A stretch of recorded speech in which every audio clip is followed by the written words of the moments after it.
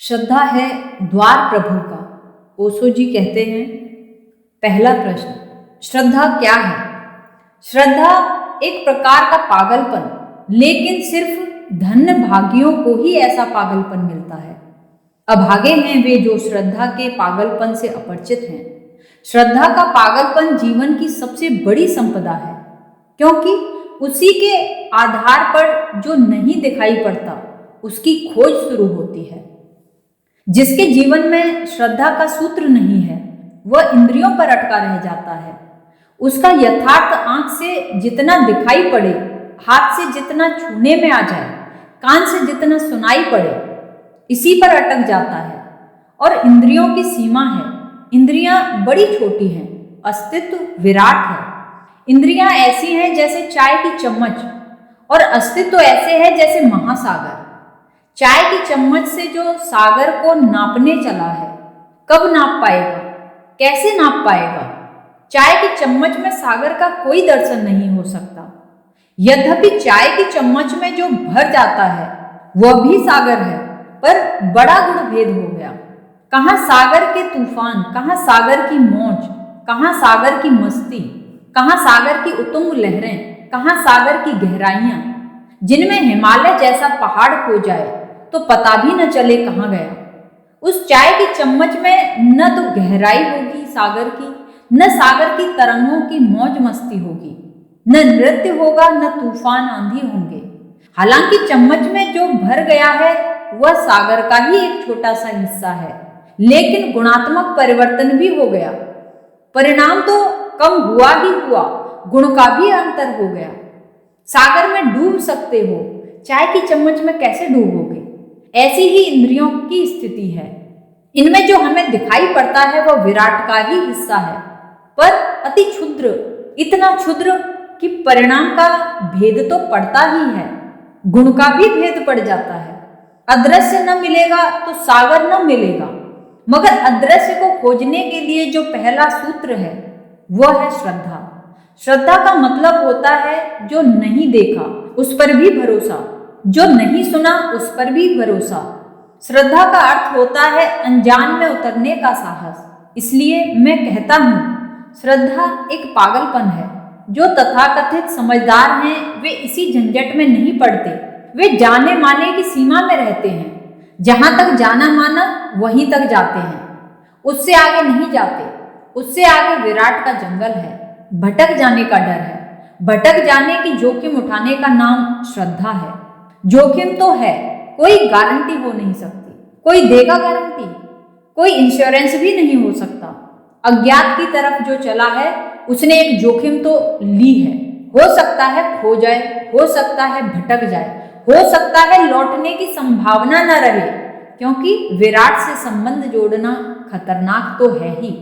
जब नदी सागर से संबंध जोड़ती है तो खतरा तो लेती ही है। खतरा यही है कि खो जाएगी, और सौभाग्य यह है कि खोकर ही नदी सागर हो जाती है। इसलिए मैं कहता हूं, श्रद्धा एक तरह का पागलपन है, और इसलिए जो थोड़े बहुत श्रद्धा से पागल हैं उनको ही मैं स्वस्थ कहता हूं, क्योंकि उनके जीवन में झरोखा खुला है। वे आकाश को बाहर छोड़ नहीं दिए हैं, आकाश उनके भीतर आता है। उनके पंख अभी भी फड़फड़ाते हैं, वे अभी भी उड़ने को तत्पर हैं। वे अभी भी दूर चांद तारों से मिलने की तैयारी कर रहे हैं। छोटी है क्षमता, छोटी है शक्ति, लेकिन आकांक्षा विराट की है। यही श्रद्धा का अर्थ है। जब एक किसान बीज बोता है तो श्रद्धा है, क्योंकि कौन जाने बीज पनपेंगे न पनपेंगे। सभी बीज पनपते तो नहीं, सभी बीज सदा नहीं पनपते। फिर कौन जाने वर्षा आएगी कि नहीं आएगी, मेघ घिरेंगे कि नहीं घिरेंगे। सदा मेघ घिरते भी नहीं, सूखा भी पड़ता है, और कौन जाने जैसा कल तक हुआ है वैसा आगे भी कल होगा कि नहीं। आज तक सूरज उगा है सच, लेकिन कल उगे ना उगे, कल के बारे में क्या कहोगे? कोई निश्चय से उत्तर नहीं दे सकता। एक दिन तो ऐसा जरूर आएगा जब सूरज नहीं उगेगा। वैज्ञानिक कहते हैं कि कभी न कभी वह दिन आएगा जब सूरज का ईंधन चुक जाएगा। आखिर तेल का छोटा सा दिया जलाते हो, वह भी तो उतनी ही देर जलता है जितनी देर तक तेल है, सूरज का भी तेल एक दिन चुक जाएगा। उसकी क्षमता भी रोज कम होती जा रही है, प्रतिदिन कम होती जा रही है, क्योंकि जितनी रोशनी देता जाता है उतना कम हो जाता है। एक न एक दिन ठंडा हो जाएगा, हो सकता है वह दिन कल ही हो। कल का क्या भरोसा, सूरज निकलेगा कि नहीं, बादल घिरेंगे कि नहीं, और क्या भरोसा कि बीज अब तक तो धोखा नहीं दिए, कल भी अपनी पुरानी प्रतिष्ठा कायम रखेंगे कि नहीं रखेंगे। बीज सड़ भी जाते हैं, सब डर है, फिर भी किसान बीज बोता है। हाथ में जो है उसको गंवाता है, उसकी आशा में जो अभी हाथ में नहीं है। हालांकि बुद्धिमानों का तर्क यह है कि हाथ की आधी रोटी आकांक्षा और आशा की पूरी रोटी से बेहतर है। यह बुद्धिमानों का कहना है। श्रद्धालु का कहना यह है कि हाथ में कितना ही हो, वह उसके लिए गंवाने की तैयारी रखनी चाहिए। जो हाथ के अभी बाहर है तो विकास होता है। बुद्धिमानों की बात मानी तो जड़ हो जाओगे, पागलों की सुनो। श्रद्धा का सूत्र जीवन में सारी संभावनाओं को अपने में लिए है। आमतौर से लोग सोचते हैं कि श्रद्धालु व्यक्ति कमजोर होता है। बिल्कुल ही गलत बात है। श्रद्धालु ही शक्तिशाली है। श्रद्धालु कमजोर होता है, वह अपनी कमजोरी को बड़े तर्क देता है। वह कहता है जब तक मुझे प्रमाण न मिल जाए मैं मानूं कैसे। लेकिन श्रद्धालु कहता है कुछ चीजें जीवन में ऐसी भी हैं कि मानो तो प्रमाण मिलते हैं, अगर मानो ही न तो प्रमाण मिलते ही नहीं। जैसे कोई कहे कि प्रेम में तब करूंगा जब प्रेम का पहले मुझे प्रमाण मिल जाए कि होता है। कोई बच्चा यह कहे कि मैं प्रेम तभी करूंगा जब मुझे प्रेम का प्रमाण मिल जाए कि यह रहा प्रेम, ऐसा रहा प्रेम। जब मैं प्रेम का पूरा शास्त्र समझ लूं, सब तरफ से जांच परख कर लूं, भूल चूक की कोई संभावना ना रहे, तब करूंगा प्रेम। तो फिर इस जगत में प्रेम विदा हो जाएगा। यह तो श्रद्धालु के कारण प्रेम चल रहा है, क्योंकि श्रद्धालु कहता है कर लेंगे पहले, जांच परख पीछे हो लेगी। श्रद्धा बड़ी दुस्साहस की बात है, कमजोर के बस की बात नहीं है, यह बलवान की बात है। मैं पापगिल हूं, सितारों की बात करता हूं, खिजान जदा हूं, बहारों की बात करता हूं। श्रद्धा ऐसा पागलपन है कि जब चारों तरफ मरुस्थल हो और कहीं हरियाली का नाम न दिखाई पड़ता हो, तब भी श्रद्धा भरोसा रखती है कि हरियाली है, फूल खिलते हैं। जब जल का कहीं कण भी न दिखाई पड़ता हो, तब भी श्रद्धा मानती है कि जल के झरने हैं। प्यास तृप्त होती है। जब चारों तरफ पतझड़ हो, तब भी श्रद्धा में वसंत ही होता है। श्रद्धा में वसंत का मौसम सदा ही होता है। श्रद्धा एक ही मौसम जानती है, वो वसंत। बाहर होता रहे पतझड़, पतझड़ के सारे प्रमाण मिलते रहे, लेकिन श्रद्धा वसंत को मानती है। सन्यास के लिए इस देश में हमने गैरिक वस्त्र चुना है। गैरिक का एक दूसरा नाम है वासंती रंग। यह वसंत का रंग है। यह वसंत के सौंदर्य की इसमें झलक है, वसंत की जवानी की, वसंत की आशा की, वसंत की श्रद्धा की। यह फूलों का रंग है, यह सूरज का रंग है, यह सुबह का रंग है। इसको वासंती बाना कहा है। यह शहीदों का रंग है, जो इतनी दूर तक राजी हो जाते हैं कि अनजान अपरिचित परमात्मा के लिए अपना जाना माना प्राण भी चढ़ा देते हैं। मैं पापगिल हूं, सितारों की बात करता हूं, खिजानजदा हूं, बहारों की बात करता हूं। दबी हुई है जहां सोज आग सीने में, मैं राख हूं, मैं शरारों की बात करता हूं। श्रद्धा राख में भी अंगारों की बात करती है, अंगारों को खोजती है जहां मृत्यु ही मृत्यु है, जहां मरगट ही मरगट फैला है, जहां श्रद्धा अमृत का राज खोजती है। यहां है क्या मृत्यु के सिवा? कुछ मर गए हैं, कुछ मरने वाले हैं, कुछ जो अभी पैदा नहीं हुए हैं वे भी मरेंगे। यहाँ मृत्यु के सिवा और कुछ भी निश्चित नहीं है। अगर श्रद्धा के अतिरिक्त सोचो तो मृत्यु भर एकमात्र यथार्थ है, बाकी तो सब श्रद्धा है। जन्म के बाद एक ही बात निश्चित है, जो होगी वह मृत्यु है, बाकी सब अनिश्चित है। बाकी होगा नहीं होगा कुछ कहा नहीं जा सकता। जीवन में एक ही बात पूर्ण रूप से निश्चित है, वह मृत्यु है। अगर कोई ठीक ठीक तर्कवादी हो तो मृत्यु के अतिरिक्त और किसी में उसको विश्वास नहीं करना चाहिए, क्योंकि और बाकी सब चीजें अनिश्चित हैं। इसलिए पश्चिम में जहां तर्क का खूब विचार हुआ है, फैलाव हुआ है, वहां लोगों का जीवन में कोई भरोसा नहीं रहा है। लोग कहते हैं जीवन अर्थहीन है। वहां मृत्यु एकमात्र तथ्य मालूम होने लगी है। बड़ी संख्या में लोग आत्मघात करते हैं क्योंकि जीवन अर्थहीन है। मृत्यु में ही शरण लेते मालूम पड़ते हैं। दबी हुई है जहां सोज आग सीने में, मैं राख हूं पे शरारों की बात करता हूं। भंवर में है मेरा सफीना, है बादबां मौजें, तला तुमों में किनारों की बात करता हूं। श्रद्धा का अर्थ है जब तूफान उठे हों और नाव डोलती हो, अब डूबी तब डूबी होती हो, तब भी श्रद्धा किनारों की बात करती है, तब भी श्रद्धा किनारों को मानती है, तब भी श्रद्धा किनारों को जानती है। डूबते हुए भी सागर में श्रद्धा में किनारे ही होते हैं। तुम श्रद्धालु को डुबा नहीं सकते क्योंकि वह डूबते में भी किनारा पा लेगा।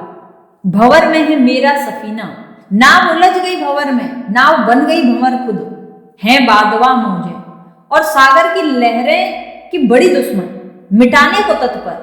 तला तुमों में किनारों की बात करता हूं और तूफान उठा है जोर से, बाढ़ आई है भयंकर, कहीं कोई किनारा दिखाई नहीं पड़ता, कहीं कोई आशा की किरण नहीं है। अंधेरा भयंकर और पूर्ण है, अमावस है, लेकिन फिर भी श्रद्धा किनारों की बात करती है। अंधेरे से अंधेरी रात में भी श्रद्धा चमकते तारे खोज लेती है। अमावस की रात में भी श्रद्धा पूर्णिमा ही रहती है। सुबुओ जाम गुलो नस्तरन, महो अंजुम, गरीब दिल के सहारों की बात करता हूँ। हुई थी जिनसे मोहब्बत की इब्तिदाएं हंसी, मैं उन लतीफ इशारों की बात करता हूँ। श्रद्धा उसको खोजती है जिसका इशारा परमात्मा की तरफ हो। जीवन में वही खोजती है जिसका इशारा परमात्मा की तरफ हो। तर्क वही खोजता है जिसका इशारा परमात्मा के विपरीत है। तर्क है परमात्मा के विपरीत की यात्रा, श्रद्धा है परमात्मा की तरफ यात्रा। तर्क है परमात्मा से विमुख होना, श्रद्धा है परमात्मा के सम्मुख होना। तर्क का अर्थ होता है जो प्रमाणित होगा, हमारी बुद्धि से प्रमाणित होगा, वही हम स्वीकार करेंगे। परमात्मा हमारी बुद्धि से बड़ा है, हमारी बुद्धि से गहरा है, हमारी बुद्धि से पहले है। इसलिए परमात्मा को बुद्धि प्रमाणित नहीं कर सकती। तो फिर बुद्धि कहती है परमात्मा नहीं है। जो प्रमाणित न हो सके, बुद्धि कहती है वह नहीं है। बुद्धि प्रमाणित क्या कर पाती है? क्षुद्र चीजें प्रमाणित कर पाती है, कंकड़ पत्थर प्रमाणित हो जाते हैं। परमात्मा प्रमाणित नहीं होता। रुपए पैसे प्रमाणित हो जाते हैं, प्रेम प्रमाणित नहीं होता। पद प्रतिष्ठा प्रमाणित हो जाती है, काव्य सौंदर्य संगीत प्रमाणित नहीं होते। श्रद्धा जो प्रमाणित नहीं होता उसकी तरफ यात्रा है।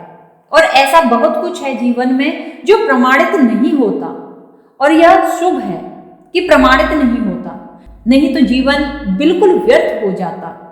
अगर सब कुछ प्रमाणित होने वाला होता तो बुद्धि से ऊपर फिर कुछ भी नहीं हो सकता था। फिर बुद्धि को कहाँ शरण देते?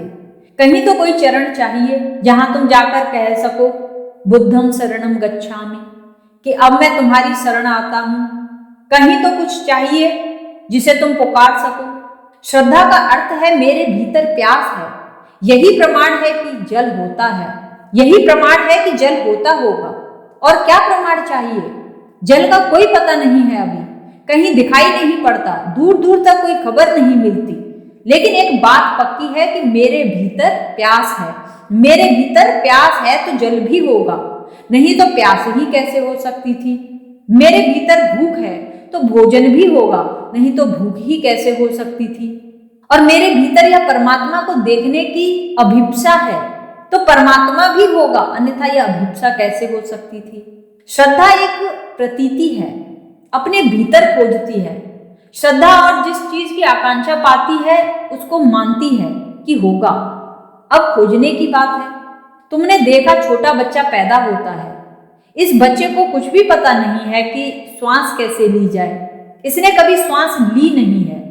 अब तक 9 महीने मां के पेट में मां की ही श्वास से काम चलाता था।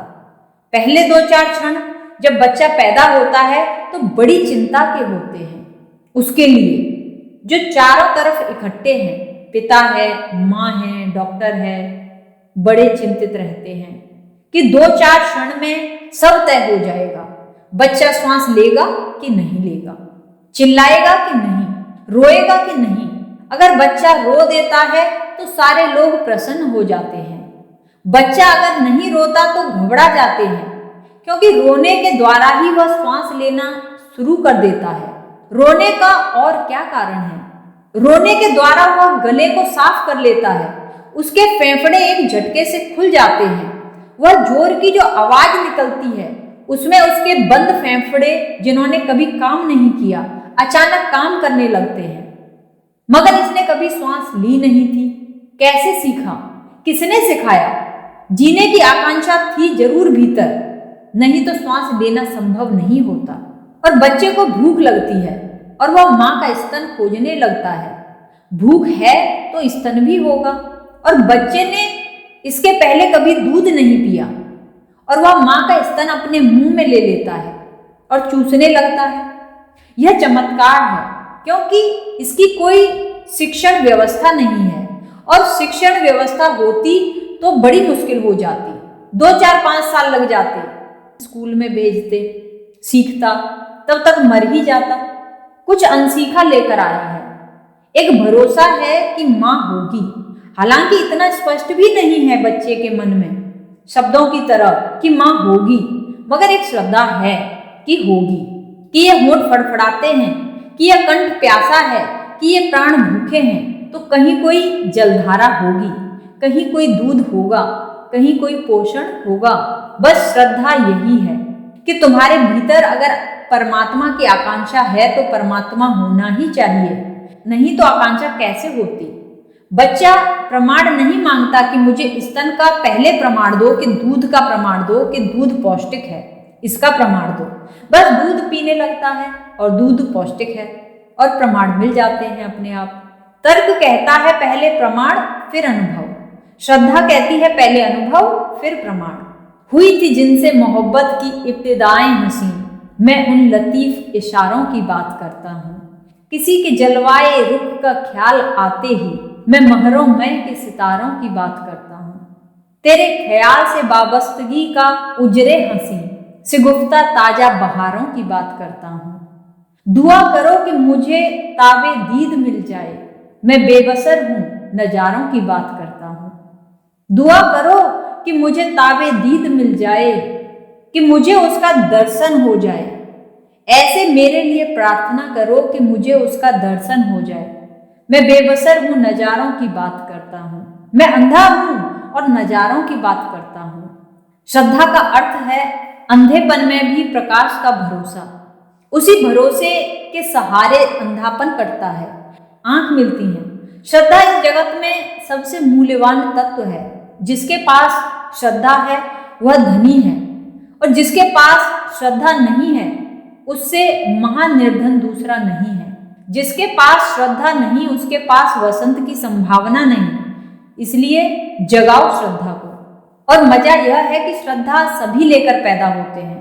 तर्क यहाँ सीखते हैं, श्रद्धा परमात्मा से लेकर आते हैं। श्रद्धा को सिखाना नहीं पड़ता, तर्क सीखना पड़ता है।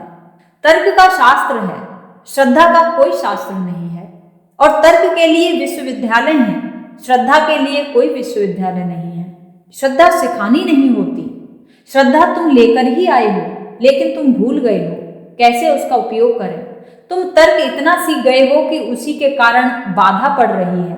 तर्क को जरा अनसीखा करो, जरा तर्क को हाथ से जाने दो। कभी कभी तर्क को एक तरफ हटाकर रख दो, कभी कभी खोल दो द्वार, आने दो सूरज को और ताजी हवाओं को, देखो चांद तारों को। कभी कभी पृथ्वी को भूल जाओ, यह जो क्षुद्र तुम्हें चारों तरफ से घेरे है, दुकान है, बाजार है, व्यवस्था, थोड़ी देर को इसे भूल जाओ। यही प्रार्थना है, यही ध्यान है। थोड़ी देर को झरोखा खोलो, थोड़ी देर को बंद कमरे की मुर्दा हवा के बाहर आओ, या कम से कम बाहर की हवा को भीतर आने दो। थोड़ी देर तर्क को उठाकर रख दो, थोड़ी देर के लिए भोले हो जाओ। इस भोलेपन में ही तुम्हारे जीवन की सर्वाधिक महत्वपूर्ण अनुभूतियां उतरनी शुरू होंगी।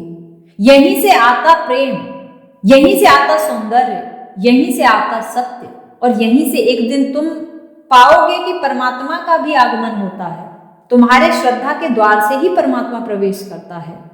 दूसरा प्रश्न, जाने क्या पिलाया तूने, बड़ा मजा आया, झूम उठी रे मैं मस्तानी दीवानी, पायल नहीं घुंघरू नहीं, छम छम कैसे होने लगी, ढूंढो मुझे मैं खोने लगी, हुआ क्या मुझे हुई तौबा मैं न जानी, झूम उठी रे मैं मस्तानी दीवानी, जाने क्या पिलाया मुझे बड़ा मजा आया।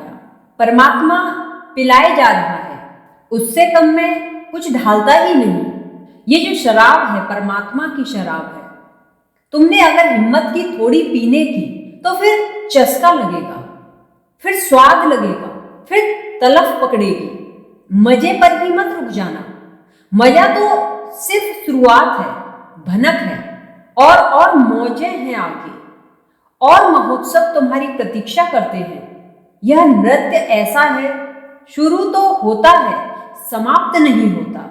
इस यात्रा का प्रारंभ है, अंत नहीं है। ठीक तुम्हें हुआ, जाने क्या पिलाया तूने, बड़ा मजा आया। क्योंकि जो मैं पिला रहा हूं उसके पहचानने की तुम्हारे पास अभी कोई व्यवस्था नहीं है कि वह क्या है। नया है बहुत, तुम्हारे अतीत में कोई अनुभव नहीं है उसका। जब पहली दफा कोई स्वाद लगता है तो समझ में नहीं आता किस बात का स्वाद है। बहुत बार तो हम इसलिए उस स्वाद को अपने में समा नहीं पाते क्योंकि वह हमारे अतीत से तालमेल नहीं खाता।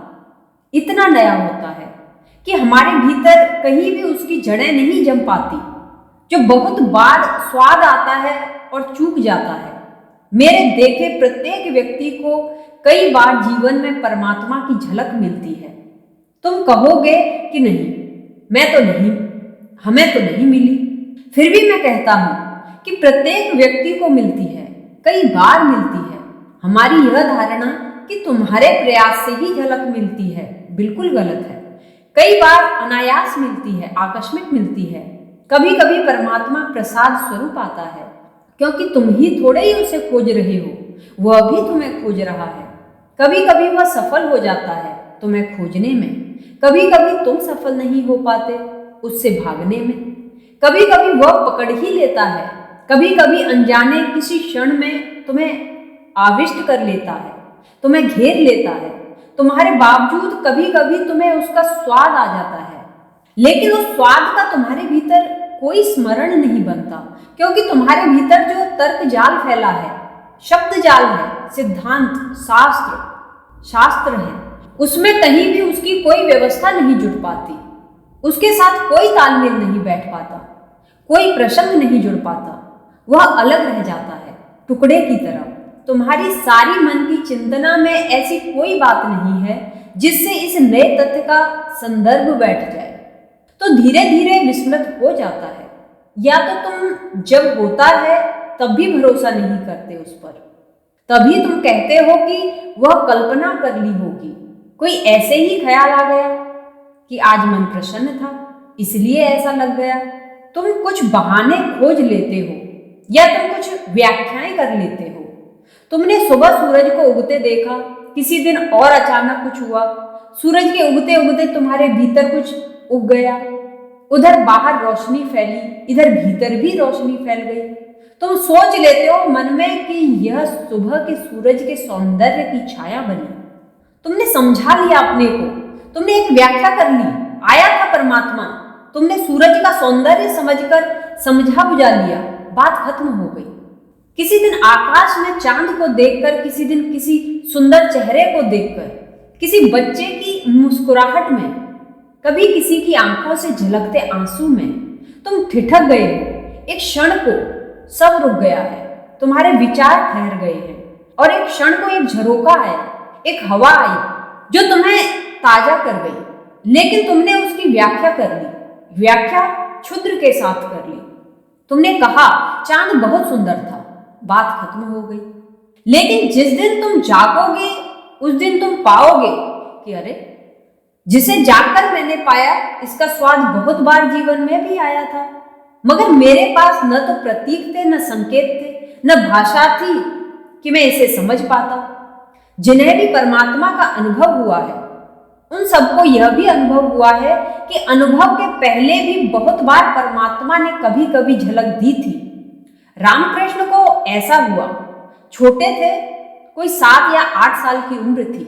परमात्मा का तो कोई अनुभव नहीं था। खेत से लौट रहे थे, बीच में एक तालाब पड़ता था। तालाब के किनारे से निकलते वक्त उनके पैरों की आहट सुनकर बगुले बैठे होंगे तालाब के किनारे। वे एकदम से उड़े। कोई 10-15 बगुलों की सफेद कतार और पीछे एक काला बादल। उस काले बादल में से तीर की तरह उड़ गए सफेद बगुले। एक क्षण में जैसे बिजली कौंध गई। रामकृष्ण वहीं ठिठक गए। कुछ हुआ, बेहोश होकर गिर गए। आसपास के किसान उन्हें घर उठाकर लाए। किसी को समझ में न आया कि हुआ क्या। रामकृष्ण को भी समझ में नहीं आया। होश में आ गए, बात भूल गई। सबने यही कहा कि कुछ हो गया होगा। भूखा था, किसी ने कहा दिन भर का भूखा था, काम करता रहा खेत में, छोटा बच्चा है अभी, थक गया होगा, मूर्छा आ गई।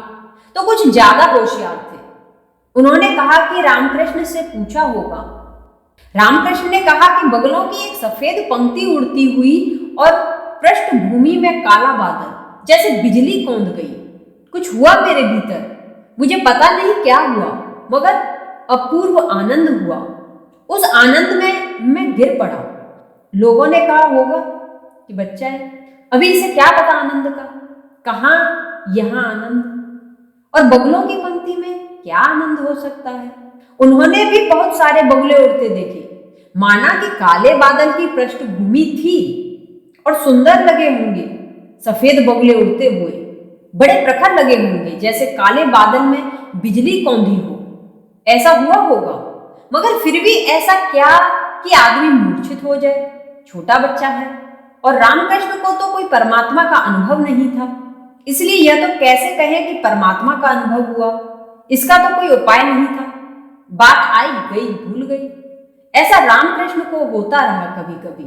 अर्थ तो पीछे खुला जब पूरा परमात्मा मिला। अर्थ तो तब खुला जब रामकृष्ण ने लौट कर देखा कि अरे, यह जो आज बरस रहा है आकाश से, इसी की बूंदें पड़ी थी, वे बूंदें इसी की थी। अब अनुभव हुआ, अब स्वाद आया, तो पुरानी स्मृतियां भी ताजी हो गई। तब सब सूत्रबद्ध हो गया। तब रामकृष्ण ने कहा कि उस दिन जो सफेद बगुलों को उड़ते देखा था काले बादल के बीच, वह तू ही उड़ा था। वे बगुले नहीं थे, वह काला बादल नहीं था, तू ही उड़ा था। और मैं जो ठिठक गया था वह समाधि थी। मगर मैं अपरिचित, अनजान, मैं नासमझ, मैं मूढ़, तुझे पहचान न पाया। तूने एक झलक दी थी, लेकिन मैं चूक गया।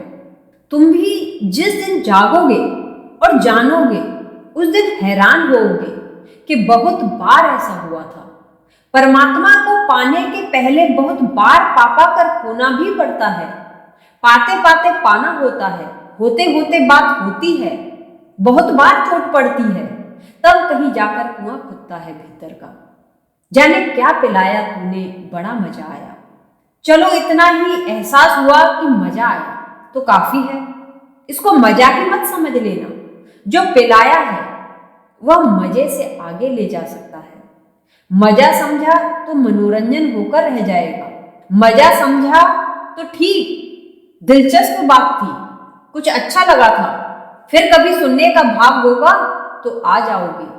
मगर वहीं रुक गए तो ऐसा हुआ जैसे मैंने तो तुम्हें हीरा दिया था और तुमने समझा कि चलो रख लो, सुंदर लगता है, रंगीन है, घर बच्चे खेलेंगे। एक गरीब आदमी को हीरा मिल गया, बड़ा हीरा, राह के किनारे पड़ा हुआ। उसको अपने गधे से प्रेम था और तो उसके पास कुछ था भी नहीं। उसने कहा बड़ा बढ़िया पत्थर है, गधे के गले में बांध दिया कि चलो गधे का आभूषण हो जाएगा। और गधा भी जितना प्रसन्न हो सकता था उतना प्रसन्न हुआ। न गधे का मालिक समझा कि हीरा है, और गधा तो कैसे समझे। जब गधे का मालिक ही नहीं समझा, गधे ने भी खुशी में लातें फटकारी होंगी, जोर से चीपों चीपों की होगी। दोनों चल पड़े। एक जौहरी ने देखा राह पर। जौहरी तो भरोसा न कर सका। हीरे हीरे बहुत देखे थे जिंदगी में, इतना बड़ा नहीं देखा था। और गधे के गले में बंधा है, और ये सज्जन बगल में लठ लिए उसकी चले जा रहे हैं। उसने रोका। उसने कहा कि भाई, यह पत्थर। वह समझ गया कि यह आदमी को पता नहीं कि यह क्या है, तो उसने हीरा तो कहा ही नहीं। उसने कहा, इस पत्थर के क्या दाम लोगे? अब जो उसे पत्थर समझ रहा हो वह दाम भी क्या मांगे। उसने बड़ी हिम्मत करके कहा कि 1 रुपया।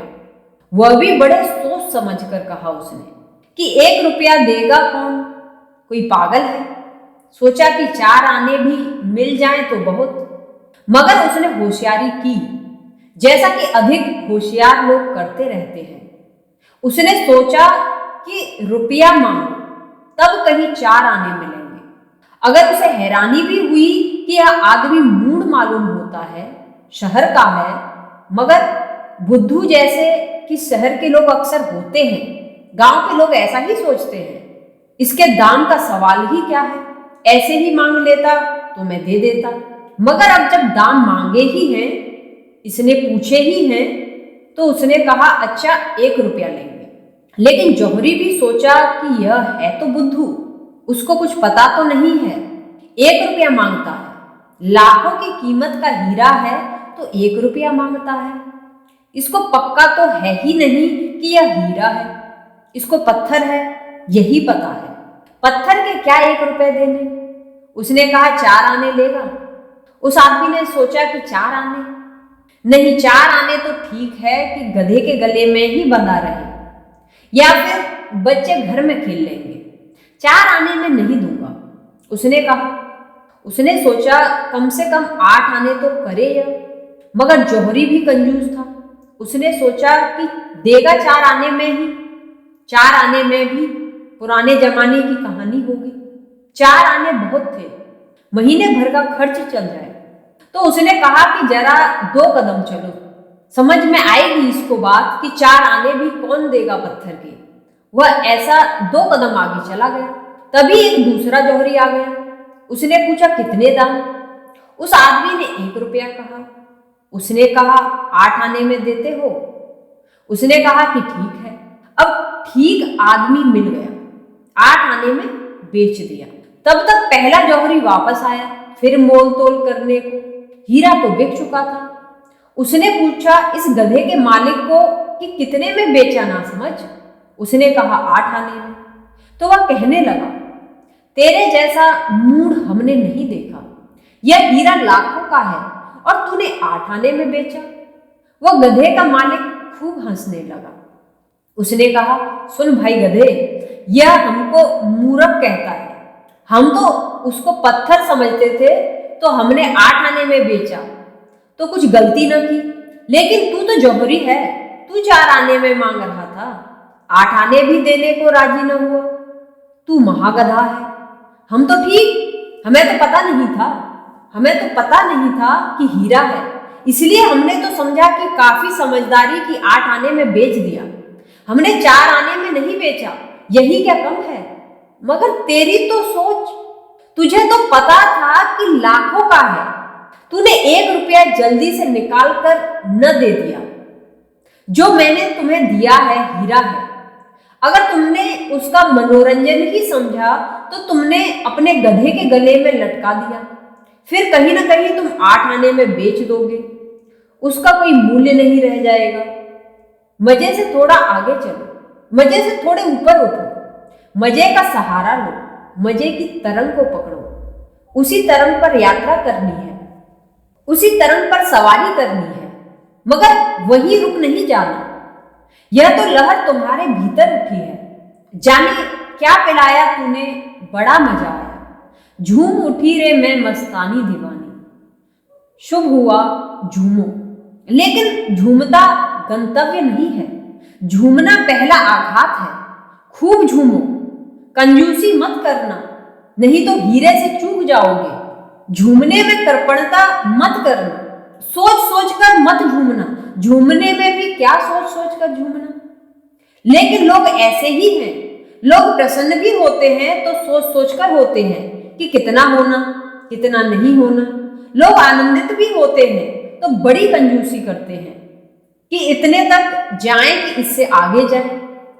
मैं देखकर चकित होता रहता हूं कि लोगों की कंजूसी की आदत ऐसी जड़ हो गई है कि अपने को प्रसन्न होने की आज्ञा भी बड़ी मुश्किल से देते हैं। खुशी की लहर भी आए तो बड़ी मुश्किल से उसे स्वीकार करते हैं। दुख के ऐसे आदी हो गए हैं कि सोचते हैं दुख ही सत्य है, सुख तो हो कैसे सकता है। श्रद्धा ही नहीं रही तो सुख कैसे होगा। कमल ने पूछा है यह प्रश्न।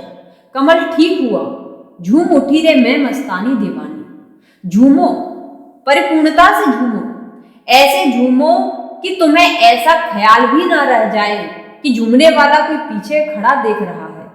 इतना विभाजन भी न बचे, झूमना ही रह जाए, झूमने वाला न बचे, नृत्य रह जाए, नर्तक न बचे, गायक रह जाए तो अड़चन हो गई।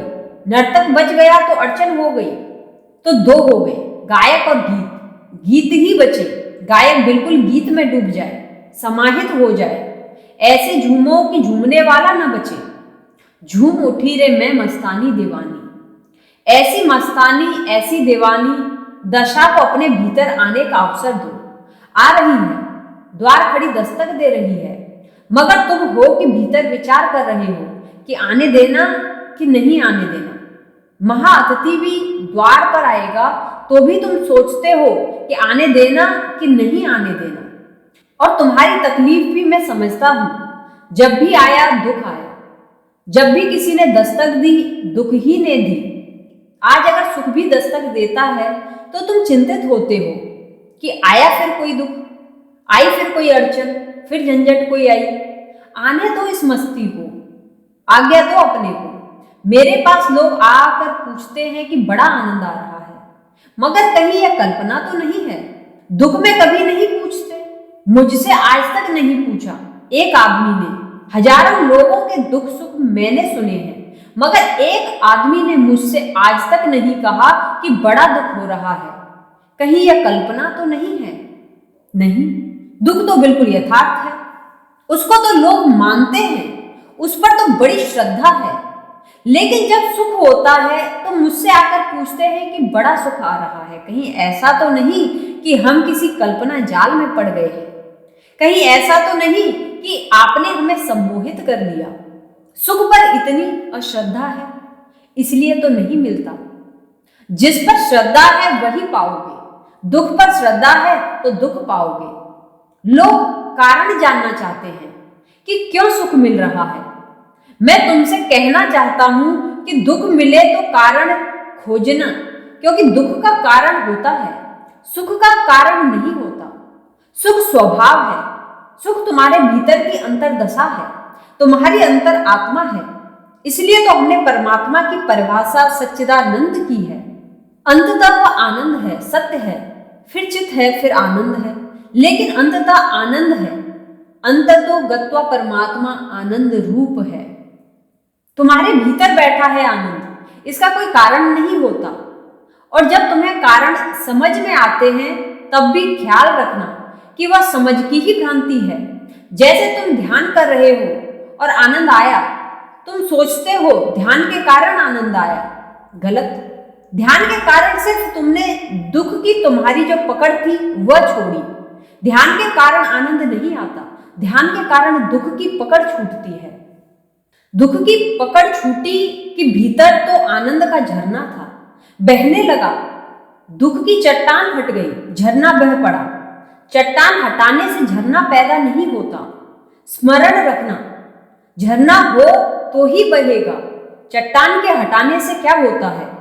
तुम हटाते रहो चट्टानें, अगर पीछे झरना नहीं है तो कुछ नहीं बहेगा।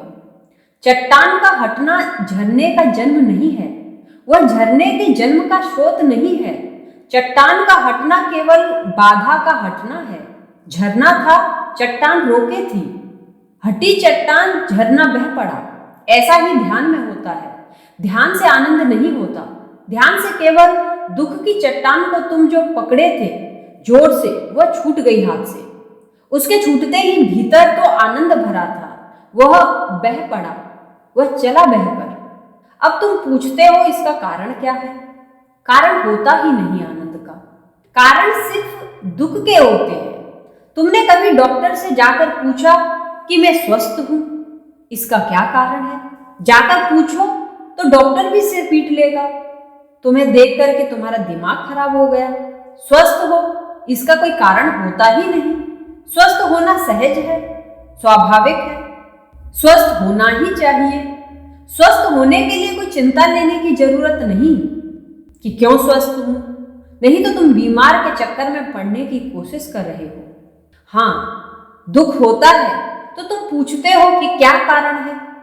निदान, डायग्नोसिस हो सकती है, क्योंकि दुख का कारण होता है, पीड़ा का कारण होता है, बीमारी का कारण होता है।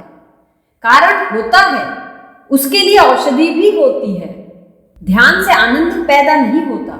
ध्यान सिर्फ दुख को हटाने की औषधि है। दुख की व्याधि लगी, ध्यान की औषधि से हट जाती है और भीतर का जो आनंद है वह सहज स्फुरित होने लगता है, अकारण। मगर जब कुछ अकारण घटता है तो तुम्हें बेचैनी होती है। तुम्हें लगता है यह कहां से आ रहा है, कहीं मैं कल्पना तो नहीं कर रहा हूं, क्योंकि अब और तो कोई कारण नहीं दिखाई पड़ता कहीं भी। न तो कोई लॉटरी मिल गई है, न कोई गड़ा हुआ धन मिल गया है, न कोई खजाना मिल गया है, कुछ भी नहीं हुआ। न कोई प्रधानमंत्री बन गए हो तुम, न कोई राष्ट्रपति बन गए हो, कुछ भी नहीं हुआ। बाहर कुछ भी नहीं हुआ, कोई कारण नहीं, सब बाहर वैसा का वैसा है जैसा था। अचानक यह क्या हो रहा है? अकारण। अकारण तो जरूर कल्पना से आता होगा।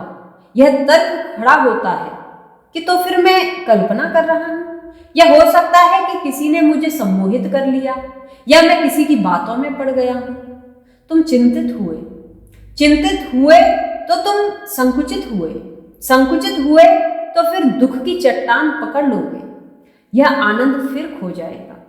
आनंद पर भी श्रद्धा नहीं है लोगों की, आनंद को भी नहीं होने देते। तो तुमसे मैं कहता हूं, कमल अच्छा हुआ, आगे बढ़ो, जाओ इसमें। झूम उठी रे मैं मस्तानी दीवानी, पायल नहीं घुंघरू नहीं, छम छम कैसे होने लगी। ठीक ऐसा ही होता है, न घुंघरू है न पायल है, छम छम होती है। कारण कोई भी नहीं है, आनंद अकारण है।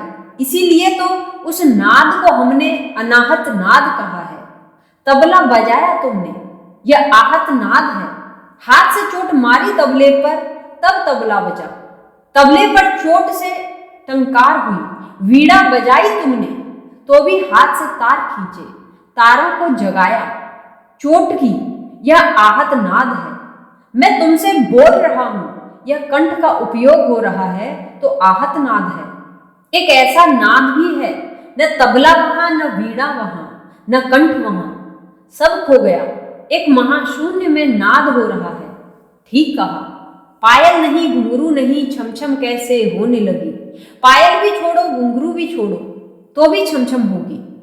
यह जो मीरा कहती है, पग घुंघरू बांध मीरा नाची रे, इनसे तुम बाहर के घुंघरुओं की बात मत समझ लेना। बाहर भी उसने बांधे थे, मगर वे प्रतीक थे, भीतर बिना घुंघरू के छमछम होने लगी थी। वह भीतर तो घट रहा था, वह भीतर जो घट रहा था उसी को बाहर प्रकट करने के लिए बाहर भी पैरों पर घुंघरू बांधे थे। मैं जो तुमसे बोल रहा हूं यह आहत है, लेकिन अनाहत हो रहा है, इसलिए तुमसे बोल रहा हूं। कुछ भीतर हो रहा है, वह तुमसे कहना चाहता हूं। जो भीतर हो रहा है वह अनाहत नाद है। जो मैं तुमसे कह रहा हूं वह आहत के जरिए उसी की खबर पहुंचा रहा हूं। वही मीरा ने किया, पग घुंघरू बांध। जब भीतर बिना घुंघरू के छमछम होने लगी और मीरा को सुनाई पड़ने लगी, मगर और किसी को तो सुनाई नहीं पड़ेगी। मीरा बैठी रहेगी, वह छमछम उसी को सुनाई पड़ेगी, वह किसी और को सुनाई नहीं पड़ेगी। या कोई मीरा जैसा बैठा होगा तो उसको सुनाई पड़ेगी। जब कोई मिल जाएगा प्यारा तो समझेगा, फिर बाहर से घुंघरू न बांधने पड़ेंगे। लेकिन जो लोग इस जगत में हैं वे तो केवल बाहर को ही देखते हैं, कानों से ही सुनते हैं, हाथ से ही छू सकते हैं। मीरा ने उनके लिए घुंघरू भी बांधे ताकि भीतर का नाद बाहर तक पहुंचाया जा सके। इसलिए मैंने मीरा को तीर्थकर कहा है। किसी ने प्रश्न पूछा है कि मीरा को आपने तीर्थकर कैसे कहा, क्योंकि मीरा ने कोई शिष्य नहीं बनाए और मीरा ने कोई संप्रदाय भी नहीं चलाया। आपने मीरा को तीर्थकर कैसे कहा? ऊपर से देखने से बात ठीक लगती है। तीर्थकर उसे कहते हैं जो घाट बनाए, जो एक संप्रदाय का जन्मदाता हो, एक राह बनाए जिस राह से और जाने वाले परमात्मा तक पहुंच सके। तो मैं तुमसे कहता हूं कि मीरा ने बुद्ध की तरह तो राह नहीं बनाई, महावीर की तरह भी राह नहीं बनाई, लेकिन मीरा ने भी राह बनाई अपनी तरह। शास्त्र नहीं रचे मगर पैर में घुंघरू बांधे, शब्द नहीं बोली मगर गीत गुनगुनाए। किसी को ऐसा औपचारिक ढंग से शिष्य नहीं बनाया, लेकिन न मालूम कितने लोगों के गले में जाम डाला और न मालूम कितने लोगों को जाने अनजाने भीतर की छमछम की खबर पहुंचा दी। यह दीक्षा इतनी औपचारिक नहीं थी, आंतरिक थी। मीरा तीर्थकर है, उसने भी घाट बनाया, उसके घाट से भी बहुत लोग उतरे और उसका घाट बड़ा प्यारा है। छोटा सही लेकिन उसका घाट बड़ा प्यारा है। वहां सदा संगीत की वर्षा हो रही है, वहां अनहद का तूरा बज रहा है। पायल नहीं रे घुंघरू नहीं, छमछम कैसे होने लगी, ढूंढो मुझे मैं खोने लगी, हुआ क्या मुझे उई तौबा मैं न जानी, झूम उठी रे मैं मस्तानी दीवानी, जाने क्या पिलाया मुझे बड़ा मजा आया। अब आगे बढ़ो, एक एक कदम मिटो, खोने में ही पाना है। डर लगता है कि कहीं खो तो न जाएंगे। झूम उठी रे मैं मस्तानी दीवानी, ढूंढो मुझे मैं खोने लगी। खोने का डर भी आता है, सौभाग्य से आता है। जब आए तो स्वीकार कर लेना, अंगीकार कर लेना और खो जाना, वाष्पीभूत हो जाना। तुम न बचो, इसी में तुम्हारी धन्यता है, क्योंकि तुम जब नहीं हो तभी परमात्मा है। तुम जब तक हो तब तक परमात्मा नहीं है। क्या जाने क्या से क्या दिया है तूने क्या मुझे, ए दोस्त अब तो कुछ भी नहीं सूझता मुझे। क्यों मैं नहीं रहा हूं जमाने के काम का, अब पूछने लगा है जहां क्या हुआ है मुझे। हालत बदल गई है, नहीं मैं रहा वो मैं, हालांकि देखने को नहीं कुछ हुआ मुझे। हर दिल का दर्द सौंप दिया मुझ गरीब को, अच्छा सिला ये इश्क का मेरा दिया मुझे। पर्दे हटे नजर से मिटे इम्तियाज सब, कोई नहीं है गैर नजर आ रहा मुझे। रोशन तमाम जिंदगी के रास्ते हुए, सब कुछ मिला मिला जो तेरा नक्शे पा मुझे। तेरे पैर का चिन्ह मिल गया तो मुझे सब कुछ मिल गया। अपने को गंवा दो तो ही उसके पैर का चिन्ह मिलेगा। क्या जाने क्या से कर दिया है तूने क्या मुझे, ए दोस्त अब तो कुछ भी नहीं सूझता मुझे। सूझ जाएगी बूझ जाएगी, तुम खोगे। इसलिए मैंने कहा है कि श्रद्धा एक प्रकार का पागलपन है। पागल होने की तैयारी हो तो ही मेरे साथ आ सकते हो। समझदार चूकेगा, पागल ही पी सकता है इस घाट से, और सदा ही पागलों ने ही पिया है। पीने के लिए भी छाती चाहिए। हालत बदल गई है, नहीं मैं रहा वो मैं, हालांकि देखने को नहीं कुछ हुआ मुझे। क्यों मैं नहीं रहा हूं जमाने के काम का, अब पूछने लगा है जहां क्या हुआ मुझे। अड़चने आएंगी, जैसे जैसे नाचोगे झूमोगे मस्त होगे, वैसे वैसे पाओगे कि बहुत से काम जो कल तक करने संभव थे अब संभव नहीं रहे। वैसे वैसे पाओगे कि कल तक जो जीवन का ढर्रा और ढांचा था उसमें अपने आप चुपचाप कुछ रूपांतरण होने लगा है, और तुम्हारे आसपास जो लोग हैं उनको अड़चन शुरू होगी, क्योंकि उनकी अपेक्षाएं टूटनी शुरू हो जाएंगी। दुनिया बहुत अजीब है। अगर कोई आदमी तुम्हें गाली दे और तुम मुस्कुरा कर चले जाओ तो तुम उसको बेचैन कर देते हो कि मामला क्या है, मैंने गाली दी, इस आदमी ने जवाब नहीं दिया, यह हंसा क्यों। वह रात भर सो न सकेगा। तुम गाली का जवाब गाली से देते, वह भी निश्चित हो जाता, तुम भी निश्चित हो जाते, बात आई गई हो जाती, मामला रफा दफा हो गया। गणित में आई गई बात, किसी ने तुम्हें गाली दी, तुम मुस्कुराए, अपने रास्ते चल दिए। वह आदमी तुम्हें कभी क्षमा नहीं कर सकेगा। ध्यान रखना, गाली देते तो क्षमा भी कर देता। यहां गाली दी जा रही है, ली जा रही है, यह तो धंधा ही है यहां। मगर यह क्या हुआ, तुमने सब व्यवस्था तोड़ दी। तुमने कुछ ऐसा किया जो अपेक्षित नहीं था। एक महिला ने मुझे आकर कहा कि मैं आपसे कैसे कहूं कि आपके ध्यान से शांति मिल रही है, लेकिन बड़ी अशांति भी हो रही है। मैंने पूछा कि मैं समझा नहीं, तू क्या चाहती है कहना। उसने कहा कि मामला यह है, मैं तो शांत हो रही हूं, लेकिन घर में बड़ी अशांति हो रही है। और उसने कहा कि मैंने तो कभी कल्पना में भी नहीं सोचा था कि मेरी शांति से इतनी अशांति होगी। मैं तो सोचती थी मैं शांत हो जाऊंगी तो घर भर को प्रसन्नता होगी। मेरे पति भी मुझसे कुछ उकड़े उकड़े हो गए हैं। जब से मैं शांत हो गई, मैं आपके पास आई ही इसलिए थी कि घर में कलह होती थी, पति से भी कलह होती थी। सोचा कि ध्यान करूंगी, थोड़ी ध्यान से शांति मिलेगी। मैं तो शांत हो गई, कलह भी खो गई, मगर कलह में ज्यादा शांति थी घर में। अब ज्यादा शांति है, क्योंकि पति कहते हैं, तुझे हुआ क्या, तू पहले जैसी क्यों नहीं रही। पति कहते हैं, अब तेरे पास आता हूं तो ऐसा लगता है तू कोई दूसरी ही स्त्री है। मेरी स्त्री तो बची नहीं, इससे बेचैनी हो रही है। अब कि मैं नाराज भी होता हूं तो चुपचाप सुन लेती है, तो मैं दिन भर फिर बेचैन रहता हूं। तेरे भीतर जो वासना थी, उद्यम, वह कहाँ खो गई। पुरुष के अहंकार को रस मिलता है कि स्त्री उसके पीछे दीवानी है। अब वह दीवानी नहीं है तो अड़चन हो रही है। पुरुष का सारा अहंकार टूटा जा रहा है। अब तो हालत यह आ गई है, उसने मुझे कहा कि पति बाधा डालते हैं। घर में सबको कह रखा है कि इसको ध्यान करने ही मत देना, तो मुझे ध्यान नहीं करने दिया जा रहा है, यहां नहीं आने दिया जा रहा है। बच्चे भी बाधा डालते हैं।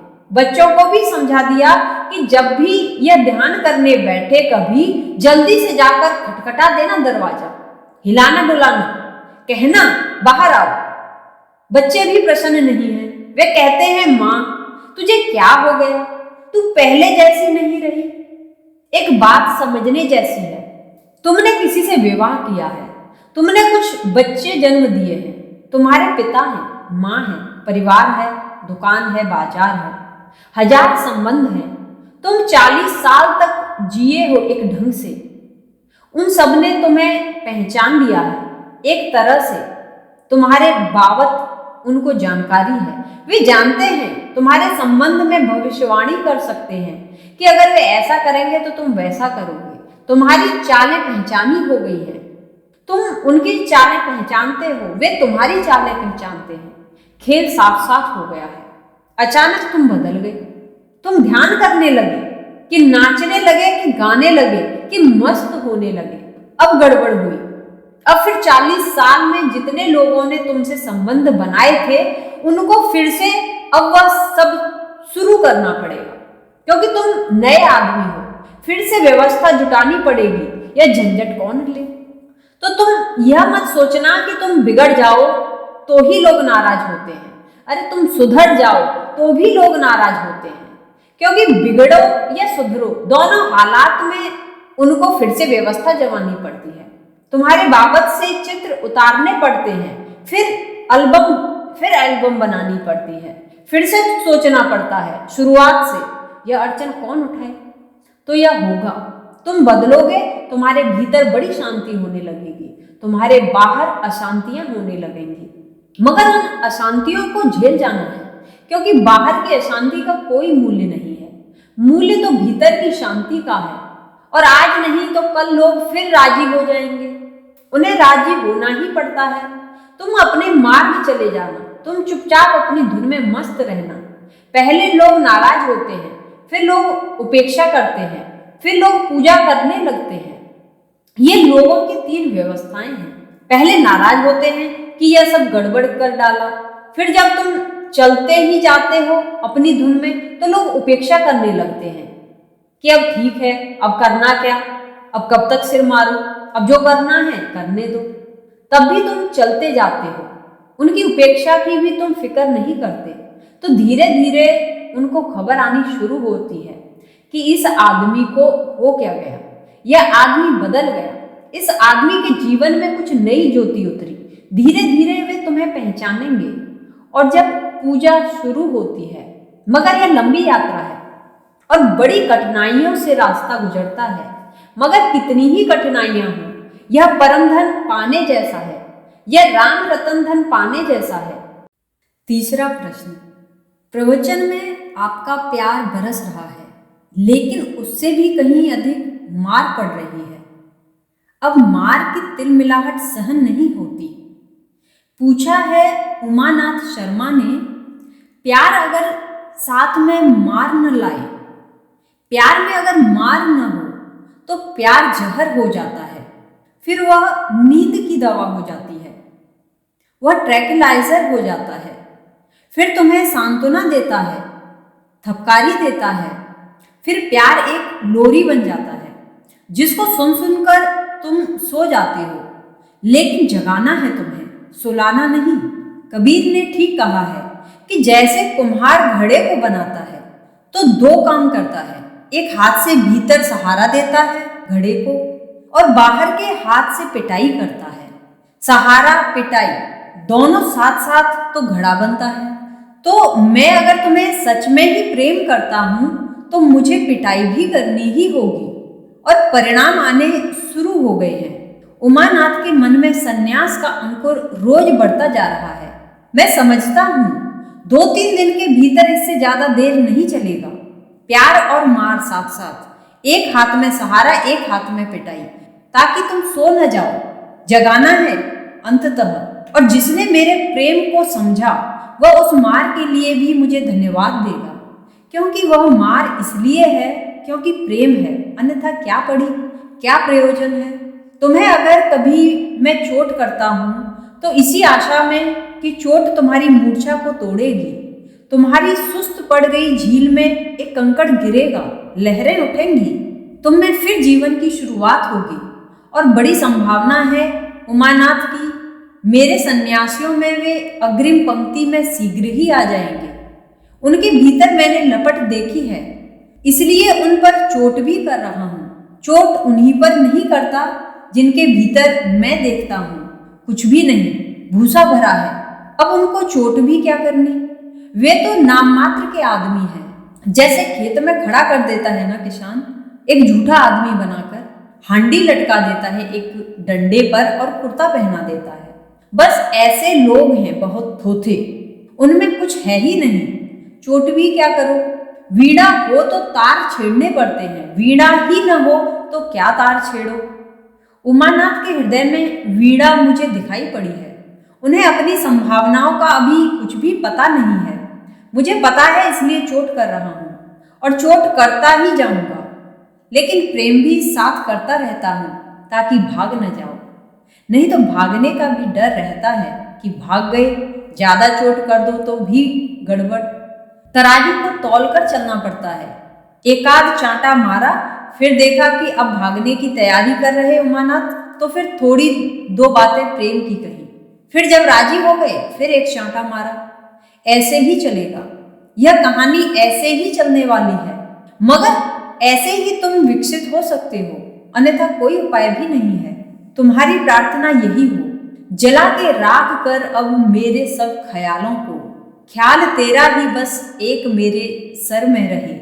कशिश या हुस्ने बुता जिससे मांग लाया है, वही जमाले हकीकी मेरी नजर में रहे।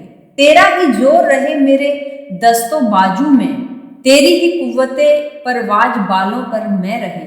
मुझे दिखा दे तू सहाराए इश्क ए दोस्त, कि सुबह शाम मेरा हर कदम सफर में रहे। बस यही तुम्हारी प्रार्थना हो, जला के राख कर अब मेरे सब ख्यालों को। तो चोट मुझे करनी पड़ती है क्योंकि बहुत कुछ है जो मुझे जलाना है, और बहुत कुछ जले तो ही तुम्हारे भीतर जो सत्व पड़ा है वह प्रकट हो। कचरा हटे तो हीरा खोजा जा सके, राख झड़े तो अंगारा प्रकट हो। जला के राख कर अब मेरे सब ख्यालों को, और तुम्हारे विचारों को जलाना होगा तो ही तुम्हारे प्रेम की लपट उठेगी।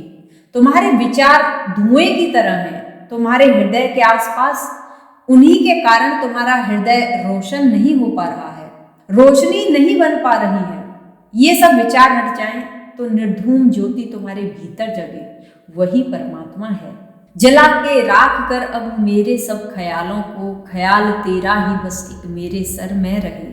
कशिश यह हुस्ने बुतां जिससे मांग लाया है, वही जमाले हकीकी मेरी नजर में रहे। ये सब लोग जिससे सौंदर्य मांग लाए हैं, ये फूल जिससे सौंदर्य मांग लाए हैं, ये चांद तारे जिससे सौंदर्य मांग लाए हैं, उसकी ही कशिश, वही जमाले हकीकी मेरी नजर में रहे। वही स्रोत सारे सौंदर्य का, सारे सत्य का याद में रह जाए, बाकी सब धीरे धीरे भूल जाए। जो खुद ही मांग लाए हैं उनसे क्या मांगते हो तुम? जब किसी स्त्री के सामने भिक्षा का पात्र फैलाते हो, कहते हो तेरा सौंदर्य भर दे मुझे तेरे सौंदर्य से, तो तुम उससे मांग रहे हो जो खुद ही मांग कर लाई है। जब कोई स्त्री तुमसे मांगती है कि भर दो मेरे पात्र को तुम्हारे प्रेम से, तो वह उससे मांग रही है जो खुद ही मांग कर लाया है। ऐसा हुआ शेख फरीद को उनके गांव के लोगों ने कहा कि अकबर तुम्हें इतना मानता है, जाओ उसके पास, गांव में एक मदरसा खोल दे। हम गरीब आदमी हैं, शहर जा नहीं सकते, हमारे बच्चे पढ़ें तो पढ़ें कहाँ। फरीद तो कभी गया नहीं था अकबर के पास, लेकिन गांव के लोगों ने जब यह कहा तो उसने कहा मैं जरूर जाऊंगा। हमेशा तो ऐसा होता था कि अकबर ही उसके पास आता था। उस दिन फरीद गया। जब पहुंचा राजमहल तो द्वारपालों ने कहा कि सम्राट इस समय नमाज पढ़ रहे हैं। तो उसने कहा मैं देखना चाहूंगा वे कैसे नमाज पढ़ते हैं। चलो अच्छे मौके पर आ गया, और मैं यह भी सुनना चाहूंगा कि वे नमाज में मांगते क्या हैं, क्योंकि मैं भी आज कुछ मांगने आया हूं। तो उन्हें ले जाया गया। अकबर के पीछे जाकर मस्जिद में वे खड़े हो गए। अकबर ने नमाज पूरी की, फिर दोनों हाथ फैलाए आकाश की तरफ, कहा हे परमात्मा मेरे धन को और बढ़ा, मेरी दौलत को बड़ा कर, मेरे साम्राज्य को फैला। फरीद ने यह सुना, सिर झुकाकर वे मस्जिद से वापस लौटने लगे। अकबर उठा, उसने फरीद को जाते देखा, सीढ़ियां उतरते। वह भागा, कहा कि आप आए और कैसे चले? मेरा सौभाग्य मेरे सिर आंखों पर, आप कभी तो आए। फरीद ने कहा कि नहीं, अब नहीं, मैं तुझसे कुछ मांगने आया था, लेकिन मैंने देखा कि तू खुद ही किसी से मांग रहा है, तो फिर सोचा हम भी उसी से मांग लेंगे। अभी तू खुद ही मांग रहा है तो तेरे धन में कुछ कमी करवाना ठीक नहीं। मदरसा खोलेगा तो कुछ तो पैसा लग ही जाएगा, थोड़ी कमी हो ही जाएगी, कुछ बहुत बड़ी कमी नहीं होगी, मगर तेरे जैसे दीन आदमी को तो बहुत नुकसान हो जाएगा। तू अभी भी हाथ फैलाकर धन मांग रहा है, दौलत मांग रहा है, राज्य मांग रहा है। मरने के दिन करीब आ रहे हैं, तू अभी भी व्यर्थ मांग रहा है। फिर मैंने सोचा कि तू जिससे मांग रहा है, जब तू खुद ही भिखारी है तो भिखारी से क्या मांगना, हम भी उसी से मांग लेंगे। कशिश यह हुस्ने बुतां जिससे मांग लाया है, वही जमाले हकीकी मेरी नजर में रहे। जला के राख कर अब मेरे सब ख्यालों को, ख्याल तेरा ही बस एक मेरे सर में रहे। ख्याल तेरा ही बस एक मेरे सर में रहे, तेरा ही जोर रहे मेरे दस्तों बाजू में, तेरी ही कुव्वते परवाज बालों पर मैं रहे। मेरे आंखों में, मेरे पैरों में तुझ तक उड़ने की आकांक्षा, तू ही भरेगा तो टिकेगी। यह आकाश बड़ा है और मेरे पंख छोटे हैं, मेरी सामर्थ्य बड़ी छोटी है, तू विराट है, तेरा कोई अंत नहीं है। तेरा ही जोर रहे मेरे दस्तों बाजू में, तो मेरी बाहों में अगर तेरी ही शक्ति हुई तो ही पहुंच पाऊंगा तुझ तक। मेरे पैर में अगर तू ही चला तो ही पहुंच पाऊंगा तुझ तक। मेरी प्रार्थना में अगर तू ही बहा तो ही पहुंच पाऊंगा तुझ तक। तेरी ही कुब्बते परवाज बालों पर मैं रहे। तो मुझ में उड़ने की जो शक्ति है वही तेरी ही हो तो ही तुझ तक पहुंच पाऊंगा। ऐसी प्रार्थना करो। मुझे दिखा दे तू सहारा, मुझे दिखा दे तू सहाराए इश्क ए दोस्त, तू मुझे प्रेम का रास्ता दिखा दे।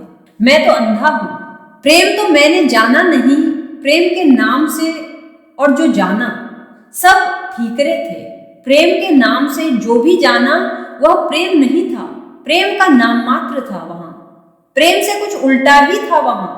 मुझे दिखा दे तू सहाराए इश्क ए दोस्त, कि सुबह हो शाम मेरा हर कदम सफर में रहे। कि सुबह हो कि शाम, कि दिन हो कि रात, मेरा हर कदम सफर में रहे। यही सन्यास का अर्थ है। सन्यास का अर्थ है यात्री, सन्यास का अर्थ है जो चल पड़ा। महावीर का एक प्यारा वचन है कि जो चल पड़ा समझो कि पहुंच ही गया, समझो कि पहुंच ही गया, क्योंकि चलने वाला अंततः पहुंच ही जाता है। देर अबेर आज नहीं कल चलने वाला अंततः पहुंच ही जाता है। चलो, सन्यास का कुछ और अर्थ नहीं है, सन्यास कोई औपचारिकता नहीं है, एक अंतर्भाव है, एक भाव है कि अब मैं चलने के लिए तैयार हूं, अब खोजूंगा, चाहे इस खोजने में खो ही क्यों न जाऊं।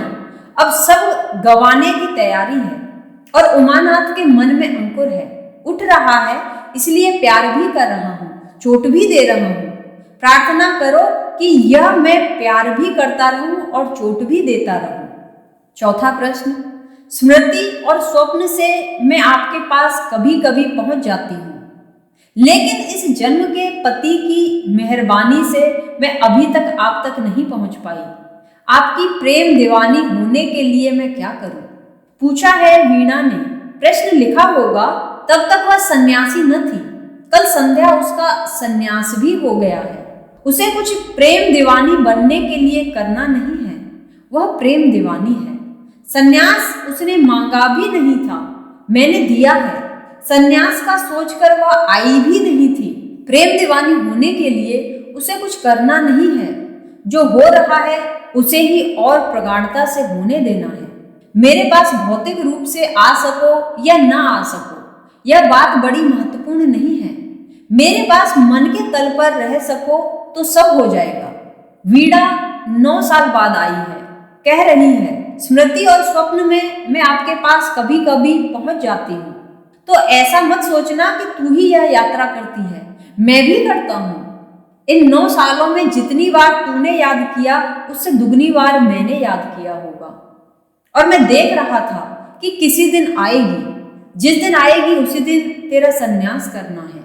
9 साल बाद आए कि 90 साल बाद आए कि 9 जन्मों बाद आए, लेकिन जिस दिन आएगी उसी दिन तेरा सन्यास करना है। तो कल तू तो अनजाने आई थी, तुझे कुछ पता नहीं था, तुझे पता नहीं था इस बुरी तरह फंस जाएगी। और पति से तू इस भांति मत सोच, क्योंकि तुझे सौभाग्य से ऐसा पति मिला है जो मेरा प्रेम दीवाना है। पति तेरे डरते होंगे थोड़े बहुत ही, कहीं ज्यादा न चली जाए। पति ही हैं आखिर, उनकी व्यवस्था है, बच्चे हैं, परिवार है। मगर तू सौभाग्यशाली है कि तेरे पति को मुझसे उतना ही प्रेम है जितना तुझे है। थोड़ा ज्यादा ही भला हो, कम नहीं है। इसलिए कल जब तुझे सन्यासी बना लिया है तो मेरे लिए तेरे पति भी आधे सन्यासी हो ही गए। अब तेरे द्वारा उनको भी सन्यासी बना लेंगे, ज्यादा देर न लगेगी।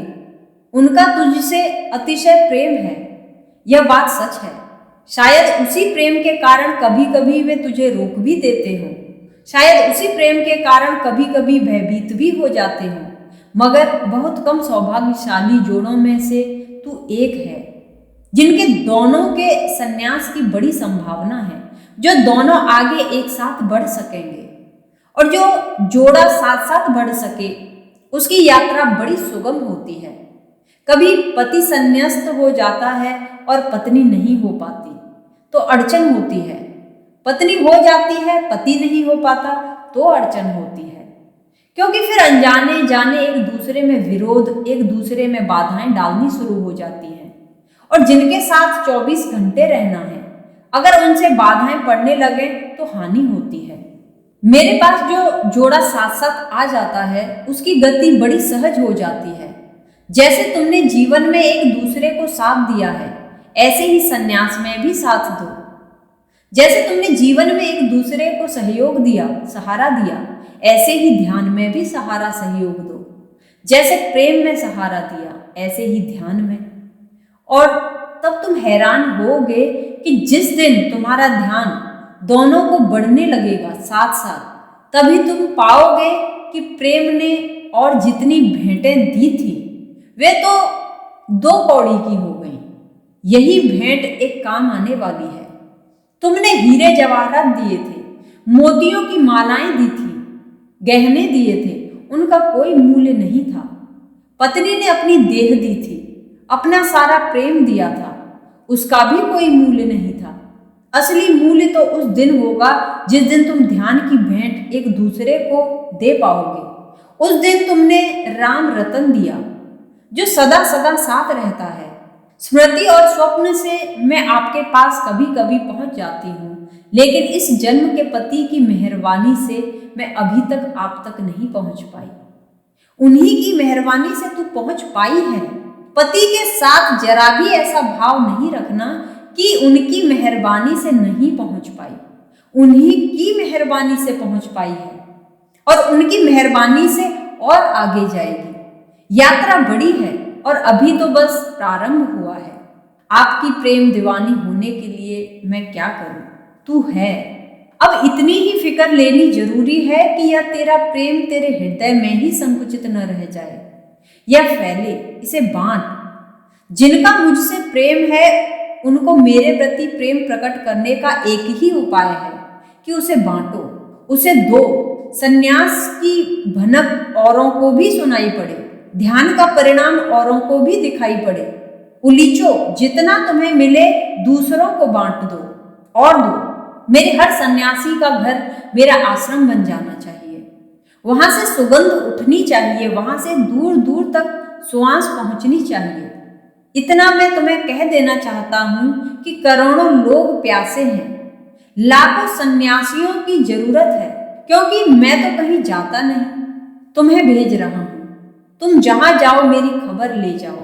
तुम इस ढंग से जियो, तुम इस आनंद और मस्ती से जियो, तुम इस पागलपन से जियो और श्रद्धा से जियो कि दूसरे भी तुम्हारे पास आकर मस्त होने लगे, उनके जीवन में भी नृत्य की शुरुआत हो जाए। तो वीणा को कहूंगा, नाच मेरे लिए, गा मेरे लिए, लोगों को खबर पहुंचा। जो घुंघरू तेरे भीतर बजने शुरू हुए हैं वह अपने पैरों में बांध, और तू चिंता मत कर कि कैसे तू प्रेम दीवानी बनेगी। अभी कल तूने सुना नहीं, मीरा अपने वचनों में कहती है, पूर्व जन्म को कौल, तेरे लिए मेरा पुराना वचन है, पिछले जन्म का। तुझे पता न हो, लेकिन इधर मैं 9 वर्ष से प्रतीक्षा करता था कि तू अब आए। तेरी पहचान नई नहीं है। सुना मीरा का वचन, मेरी उनकी प्रीति पुरानी। आनंद से रो, आनंद से गा। सुना मीरा को, असुअन जल सींच सींच प्रेम बेल बोई। शारीरिक रूप से यहाँ आ सको या ना आ सको, यह बात बहुत मूल्यवान नहीं है, और शारीरिक रूप से भी आ सकोगे क्योंकि मेरे लिए कोई शरीर का विरोध नहीं है। मगर असली बात है, जहां हो वहां मेरे आनंद के प्रतीक बन जाओ। इश्क का खेल आम है, लेकिन इश्के दास्तां जहां में आम नहीं। लोग प्रेम का खेल ही खेल रहे हैं, असली प्रेम तो कभी कभी होता है। इश्क का खेल आम है, लेकिन इसके दास्तां जहां में आम नहीं। असली प्रेम का अर्थ ही यह होता है कि न अब देह की कोई बाधा है, न अब समय की कोई बाधा है। कृष्ण हुए हजारों साल पहले और मीरा ने फिर भी प्रेम कर लिया और राधा को फीका कर गई। राधा का नाम छाया की तरह रह गया। मीरा राधा को फीका कर गई। हजारों साल के फासले पर प्रेम कर सकी। समय का भी कोई फासला नहीं है, स्थान का भी कोई फासला नहीं है। यहाँ हर तरफ ऐसे तो शराब ढाली जा रही है, हर तरफ लोग खुशी की कोशिश कर रहे हैं, खुशी के जाम ढाल रहे हैं, लेकिन शराब असली वही है जो एक दफे बेहोश कर दे तो सदा के लिए बेहोश कर दे। हर तरफ मैं ही मैं छलकती है, मस्त यकसर करे जो जाम नहीं। जो सदा के लिए हमेशा के लिए बेहोश कर दे। वीणा, तेरे सामने वही जाम लिए बैठा हूँ कि पिएगी तो सदा के लिए बेहोश हो जाएगी। हिम्मत कर, हुस्न की हो रही है रुसवाई, इश्क को अपना एहतराम नहीं। आओ आदाबे इश्क फिर सीखें, सच्ची उल्फत हवस का नाम नहीं। यही मैं सिखा रहा हूँ। यह पाठशाला इश्क का आदाब सिखाने की पाठशाला है। यहाँ प्रेम का पाठ सिखा रहा हूँ। यहाँ परमात्मा से भी ज्यादा मूल्यवान प्रेम है, क्योंकि प्रेम से परमात्मा मिलता है, प्रेम के बिना परमात्मा नहीं मिलता। आओ आदाबे इश्क फिर सीखे, सच्ची उल्फत हवस का नाम नहीं। इश्क में अपना खोना है सब कुछ, साजो समा से कोई काम नहीं। अपना सब कुछ खोना है, साज सामान से नहीं चलेगा। धन दे दो, मकान दे दो, इससे नहीं चलेगा। इश्क में अपना खोना है सब कुछ, साजो समा से कोई काम नहीं। फिर मिटाना है अपना नामो निशान, गैर ए महबूब कोई नाम नहीं। इससे आगे है एक मुकाम ऐसा, जिसका कोई निशानो नाम नहीं। मस्तियां वह बरसती रहती हैं, खुम के खुम एक आध जाम नहीं। वीणा, उस तरफ से चलना चाहता हूँ। तुम सबको यहाँ प्यालियों में शराब नहीं पी जाती, जहाँ सुराहियों की सुराहियां एक साथ उड़ेली जा रही हैं। मस्तियां वह बरसती रहती हैं, खुम के खुम एक आध जाम नहीं। मटके के मटके, ऐसा नहीं कि छोटे छोटे कुल्हड़ लिए बैठे हैं। कुल्हड़ों का वहां काम नहीं है। उस मधुशाला के लिए निमंत्रण है मेरा सन्यास। वीणा चुपचाप सन्यास के लिए राजी हो गई, चल पड़ी। उसके पति की मुझे प्रतीक्षा है। चितरंजन जहां मौजूद है, ज्यादा देरी नहीं लगेगी। उसकी आंखों में मैंने सदा मेरे लिए अपूर्व प्रेम पाया है। आखिरी प्रश्न, यह कैसा विद्यापीठ है आपका, जहां सिखाया जाता है कि 2 और 2 4 होते हैं, और 4 नहीं भी होते हैं, 5 भी हो सकते हैं।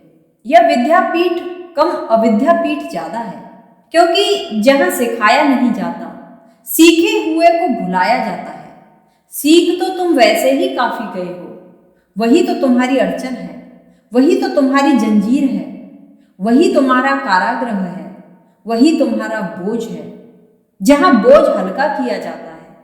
विद्यालयों का काम है तुम्हारी जानकारी बढ़ाई जाए, इसलिए मैं उसे अविद्यापीठ कह रहा हूं। जहां सारा काम यह है कि कैसे तुम्हारी जानकारी छीनी जाए, आग लगा दें तुम्हारी जानकारी को, तुम्हें खाली छोड़ दें, ज्ञान से शून्य, मुक्त, ज्ञान के उपद्रव से शांत। जहां ज्ञान तथा कथित जानकारियां समाप्त हो जाती हैं, जहां तुम पंडित नहीं रह जाते, वही ढाई आकर प्रेम का, वही प्रेम जगता है। जब तक पंडित हो तब तक प्रेम नहीं। पंडित प्रेम का दुश्मन है। पंडित तो हत्यारा है, क्योंकि पंडित का अर्थ है बुद्धि और प्रेम का अर्थ है हृदय। बुद्धि और हृदय दो विपरीत छोर हैं। जो बुद्धि के छोर पर जीता है, उसका हृदय धीरे धीरे धड़कना ही बंद हो जाता है। धुकधुकी चलती रहती है, सांस का काम चलता रहता है, मगर हृदय की असली धड़कन, प्रेम की लहर विदा हो जाती है। उसे रोमांच नहीं होता, वह गणित और तर्क में खो जाता है, वह हिसाब किताब में ही बैठा रहता है। उसकी दुनिया में 2 और 2 4 होते हैं सदा। हृदय की अनूठी दुनिया है। कहा मैंने, श्रद्धा पागल है, प्रेम में पागल है। प्रेम और श्रद्धा एक ही अनुभव के 2 नाम हैं। प्रेम श्रद्धा है और श्रद्धा प्रेम है, मगर प्रेम तर्क नहीं मानता और प्रेम गणित नहीं मानता। प्रेम का अपना ही गणित है और प्रेम का अपना ही तर्क है, बड़ा बेबूझ, बुद्धि के लिए तो पहेली है। इसलिए प्रेम की दुनिया में कभी कभी 2 और 2 4 भी होते हैं, कभी कभी 2 और 2 5 भी होते हैं, कभी कभी 2 और 2 3 भी होते हैं, और कभी कभी 2 और 2 मिलकर 0 भी हो जाता है। प्रेम में बंधी बाधाएं लकीरें नहीं हैं। प्रेम लकीर का फकीर नहीं है। प्रेम परम स्वतंत्रता है, और प्रेम में प्रतिपल जो घटता है, उसकी कोई भविष्यवाणी पहले से नहीं की जा सकती कि क्या होगा। प्रेम एक जादू है। जहां प्रेम सिखाया जा रहा है, और प्रेम को सिखाया कैसे जा सकता है, एक ही काम किया जा सकता है। ज्ञान छीन लिया जाए, चट्टान हट जाए, झरना बह उठे, वही काम यहाँ चल रहा है। यह अविद्यापीठ है। यह एंटी यूनिवर्सिटी है। इस काम को फैलाना है क्योंकि दुनिया ज्ञान से बहुत बोझिल है। मनुष्य को ज्ञान से मुक्त करवाना है। पश्चिम के एक विचारक D.H. लॉरेंस ने कहा था, अगर 100 साल के लिए सारे विश्वविद्यालय बंद हो जाएं तो आदमी फिर से आदमी हो जाए। बात कीमत की है, लेकिन मैं इस बात के लिए राजी नहीं हूं कि विश्वविद्यालय बंद हो जाएं। मेरी प्रस्तावना दूसरी है। मेरी प्रस्तावना है जितने विश्वविद्यालय हों उतने एंटी यूनिवर्सिटीज, उतने ही अविद्यापीठ भी हों। विश्वविद्यालय बंद हो जाएं तो कुछ बहुत नहीं हो जाएगा। आदमी इससे बेहतर आदमी होगा, फिर भी आदमी हो जाएगा। जैसे जंगलों के वासी हैं, फिर थाप पड़ेगी, फिर घुंघरू बंधेंगे, फिर लोग नाचेंगे चांद तारों के नीचे, फिर लोग प्रेम करेंगे। मगर इससे भी ऊंची एक जगह है और वह है विश्वविद्यालय। विश्वविद्यालय से गुजरना और फिर विश्वविद्यालय ने जो भी दिया है उसे छोड़ देना, वह इससे भी ऊंची जगह है। फिर प्रेम की थाप पड़ती है, फिर घुंघरू बंधते हैं, लेकिन यह ऊंची जगह है पहले से। इसको ऐसा समझो तो समझ में आ जाएगा। बुद्ध ने राजमहल छोड़ा, राजपाट छोड़ा, धन दौलत छोड़ी, पद प्रतिष्ठा छोड़ी, भिखारी हो गए। एक तो भिखारी बुद्ध है और एक भिखारी पूना की सड़कों पर तुम किसी को भी पकड़ ले सकते हो। भिखारी को, ये दोनों भिखारी हैं ऊपर से देखने में, लेकिन बुद्ध के भिखारीपन में एक समृद्धि है। जानकर छोड़ा, अनुभव से छोड़ा। दूसरा भिखारी सिर्फ दरिद्र है। बुद्धि की दरिद्रता में भी एक समृद्धि है और दूसरे की दरिद्रता में भी कुछ भी नहीं है, सिर्फ दरिद्रता है। दोनों ऊपर से एक से दिखाई पड़ते हैं, दोनों के कपड़े फटे हैं, दोनों भिक्षा पात्र लिए हैं, मगर दोनों के भीतर बड़ा अंतर है। और तुम अगर दोनों की आंखों में झांकोगे तो पता चल जाएगा अंतर। बुद्ध में तुम्हें सम्राट दिखाई पड़ेगा और भिखारी में सिर्फ भिखारी। इसलिए तुम्हारे पास दो शब्द हैं, भिक्षु और भिखारी। वह हमने फर्क करने के लिए बनाए हैं। दुनिया की किसी भाषा में दो शब्द नहीं हैं, भिक्षु और भिखारी। भिक्षु या भिखारी एक ही शब्द काफी है, एक ही शब्द काफी है, क्योंकि दुनिया ने दूसरा अनुभव ही नहीं जाना है। बुद्ध जैसे भिखारी सिर्फ भारत ने जाने, भारत के बाहर किसी ने नहीं जाने। तो हमें एक नया शब्द खोजना पड़ा, भिक्षु। भिक्षु में बड़ा सम्मान है, भिखारी में बड़ा अपमान है। भिखारी का इतना ही मतलब है, इस आदमी के पास धन कभी था ही नहीं, इसने धन कभी जाना नहीं। भिक्षु का अर्थ है धन था, धन जाना, और जाना कि व्यर्थ है और उसे छोड़ दिया। यह बड़ी ऊंची बात है, इसमें बड़ा भेद है, इसमें बड़ी गरिमा है। ऐसा ही मेरा ख्याल है। D.H. लॉरेंस से मैं थोड़े दूर तक राजी, लेकिन मैं इस पक्ष में नहीं हूं कि सारे विश्वविद्यालय बंद हो जाएं। विश्वविद्यालय मजे से रहें, लेकिन उनका मुकाबला भी पैदा हो।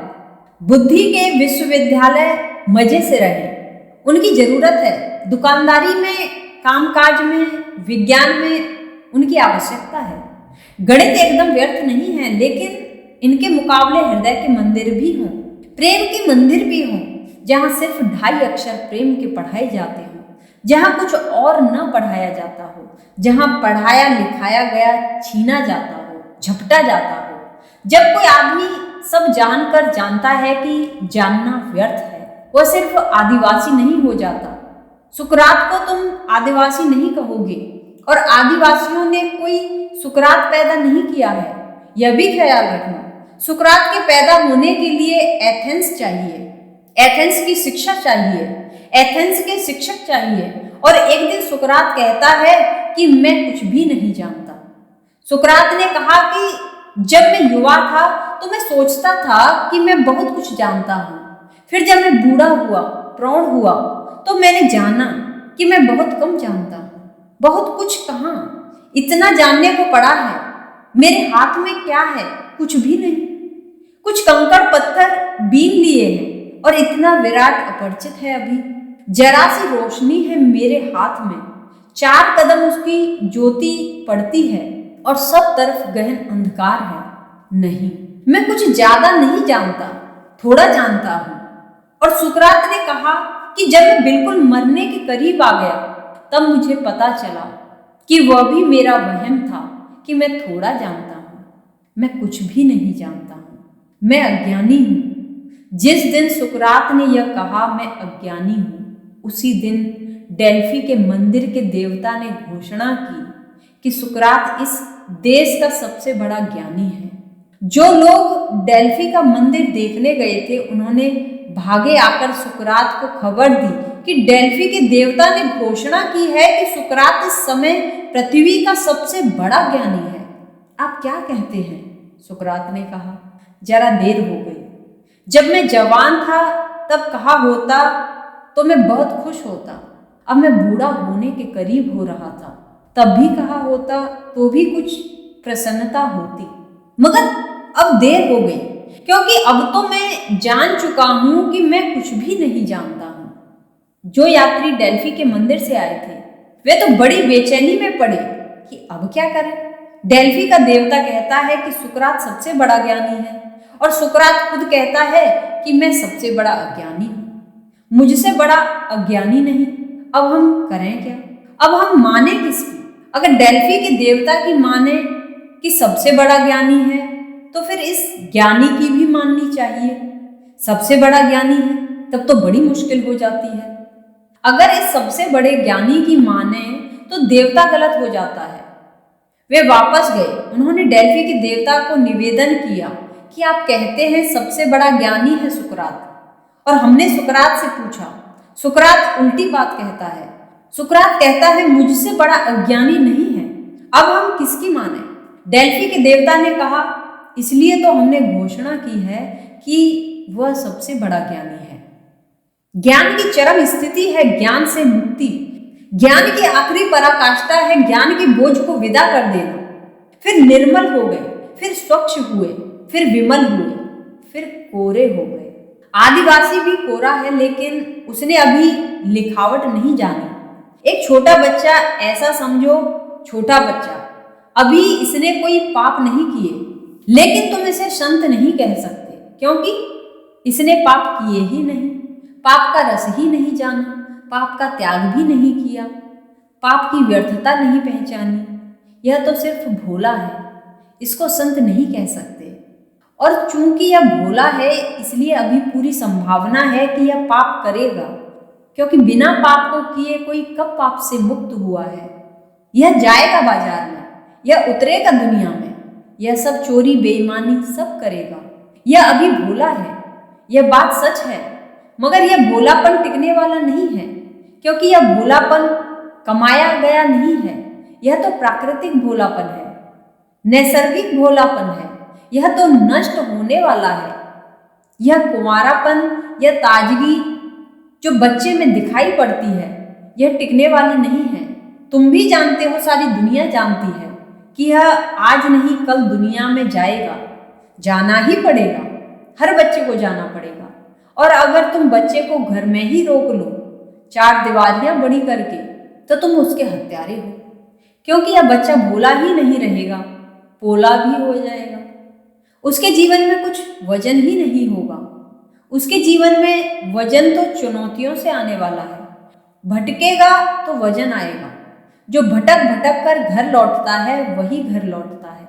घर में ही जो बैठा रहा, भटका ही नहीं, उसके घर में बैठने का कोई अर्थ नहीं है। उसके भीतर का चित्त तो भटकता ही रहेगा। वह सोचता ही रहेगा कैसे निकल भागूं।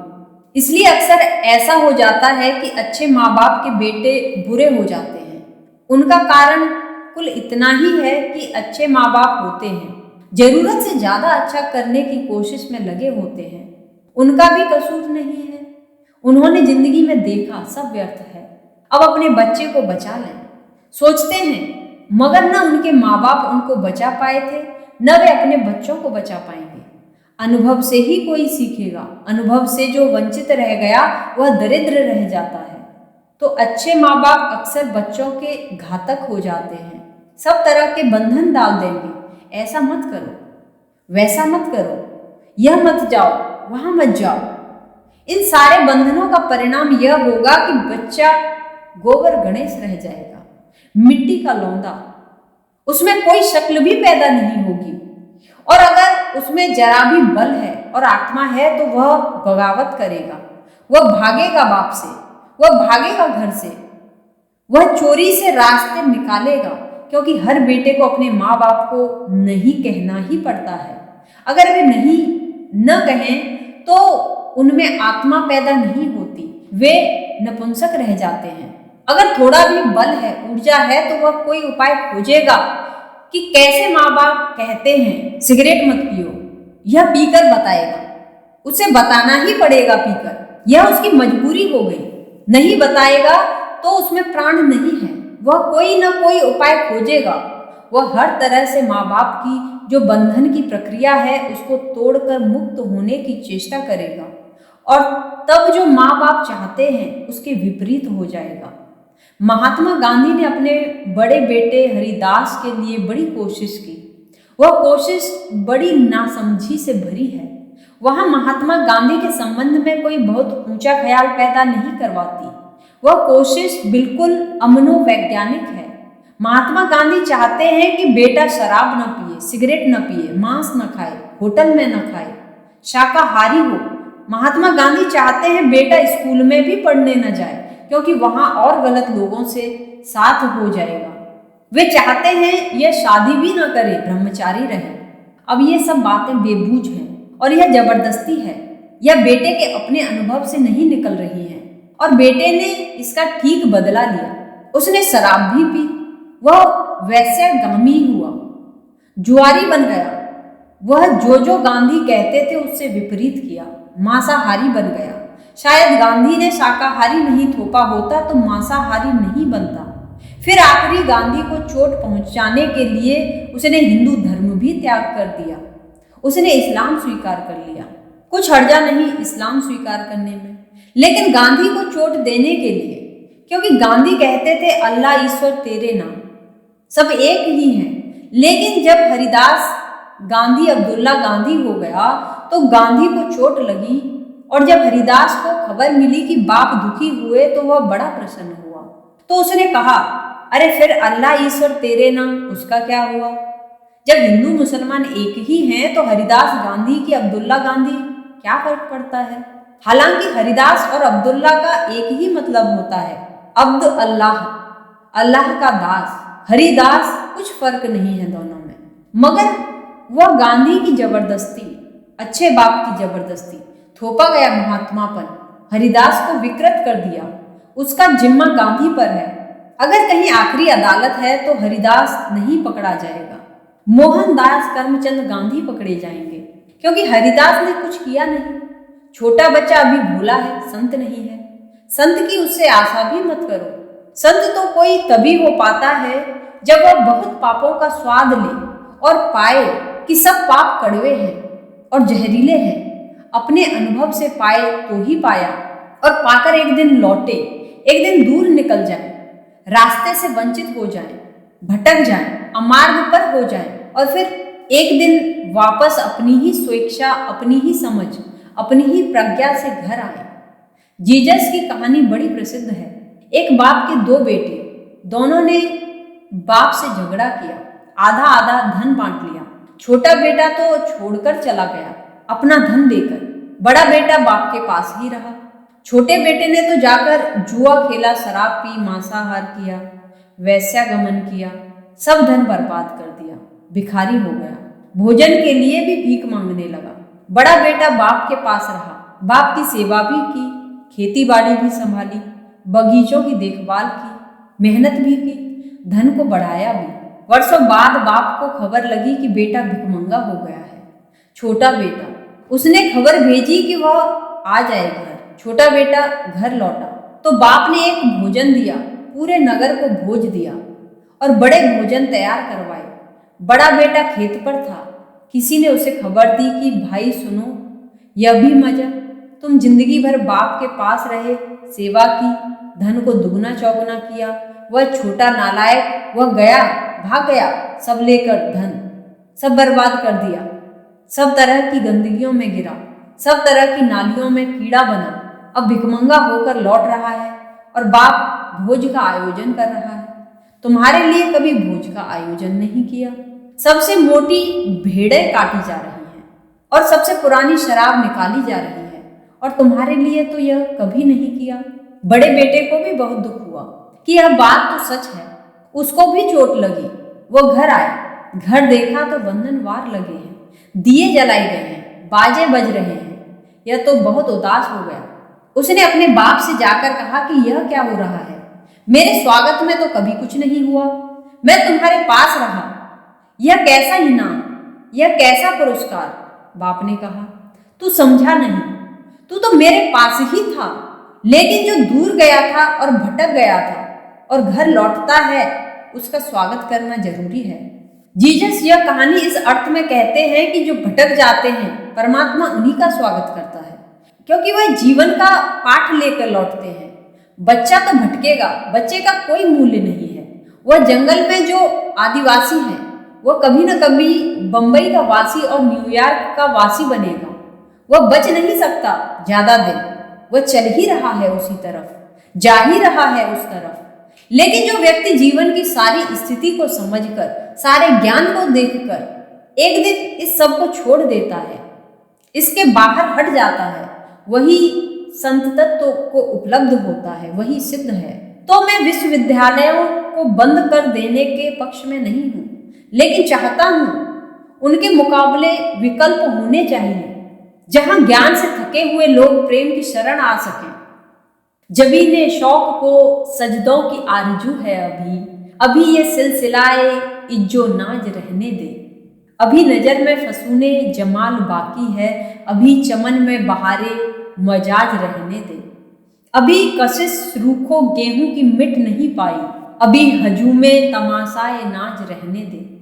अभी पसंद है जामो सुबह की हर बंदिश, रसूमे मैं कदा है चश्मे नाज रहने दे। अभी बसी है मेरे दिल में आरजुए निशात, रगों में मेरे अभी सोजो साज रहने दे। खलिश में दर्दे मोहब्बत का लुफ्त बाकी है, इलाजे दर्द अभी चारा साज रहने दे। अभी सदाए अनलहक नहीं उठी दिल से, मैं और तू का अभी इम्तियाज रहने दे। कमाले फन है यहीं पर अभी मेरी खातिर, शिकस्ते आईना साज रहने दे। इन पंक्तियों पर ध्यान करना। जबीने शौक को सजदों की आरजू है अभी ये सिलसिलाए इज्जो नाज रहने दे।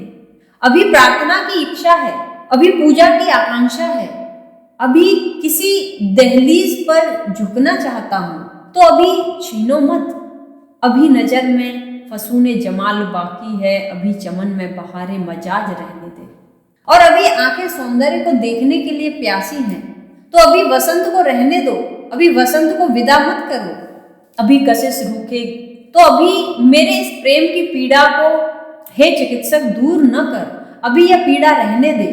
अभी सदाए अनहलक नहीं उठी दिल से, और अभी अनहलक का नाद अहम ब्रह्मास्मि का उद्घोष जैसा मंसूर को हुआ, जैसे उपनिषद में ऋषियों को हुआ, जैसा बुद्ध और महावीर को हुआ, वैसा अभी मेरे भीतर नहीं उठ रहा है। अभी इतनी दूरी रहने दो कि मैं रहूं, तू रहे और हमारे बीच प्रेम का सेतु बन सके। मैं जानता हूं कि यही फन है, यही कमाल है कि टूटे हुए आईने को कोई इस तरह जोड़ दे कि पता भी न चले कि कभी टूटा था। आदमी जहां है वहीं से सीख कर उठ सकता है। अनहलक आकाश में नहीं उतरती। जब मैं और तू की व्यर्थता दिखाई पड़ जाती है अनुभव से, तभी उठती है। कोई जबरदस्ती अनहलक नहीं कह सकता कि मैं ब्रह्म हूं, कि मैं ईश्वर हूं। कहोगे तो व्यर्थ होगा, झूठा होगा, तुम्हारी जबान लड़खड़ा जाएगी। कहोगे तो तुम्हारे हृदय साथ नहीं देगा, तुम्हारे वचन में बल नहीं होगा। कहोगे तो तुम्हारी आंखें गवाही नहीं देंगी। कहोगे तो साथ ही साथ तुम्हारा पूरा व्यक्तित्व कहेगा कि गलत है। आदमी को अगर ज्ञान की अभी आकांक्षा है तो उसे जाना ही होगा शास्त्रों में। अगर अभी ज्ञान पर भरोसा है तो उसे शब्दों में उलझना ही होगा, सिद्धांतों में पढ़ना ही होगा, पढ़ कर ही मुक्त होगा। अगर पंडित होने की थोड़ी सी भी रसवक्ता है भीतर तो जाना ही होगा। जाओ पंडित बनो, पंडित बनकर ही पाओगे, हाथ कुछ भी न लगा।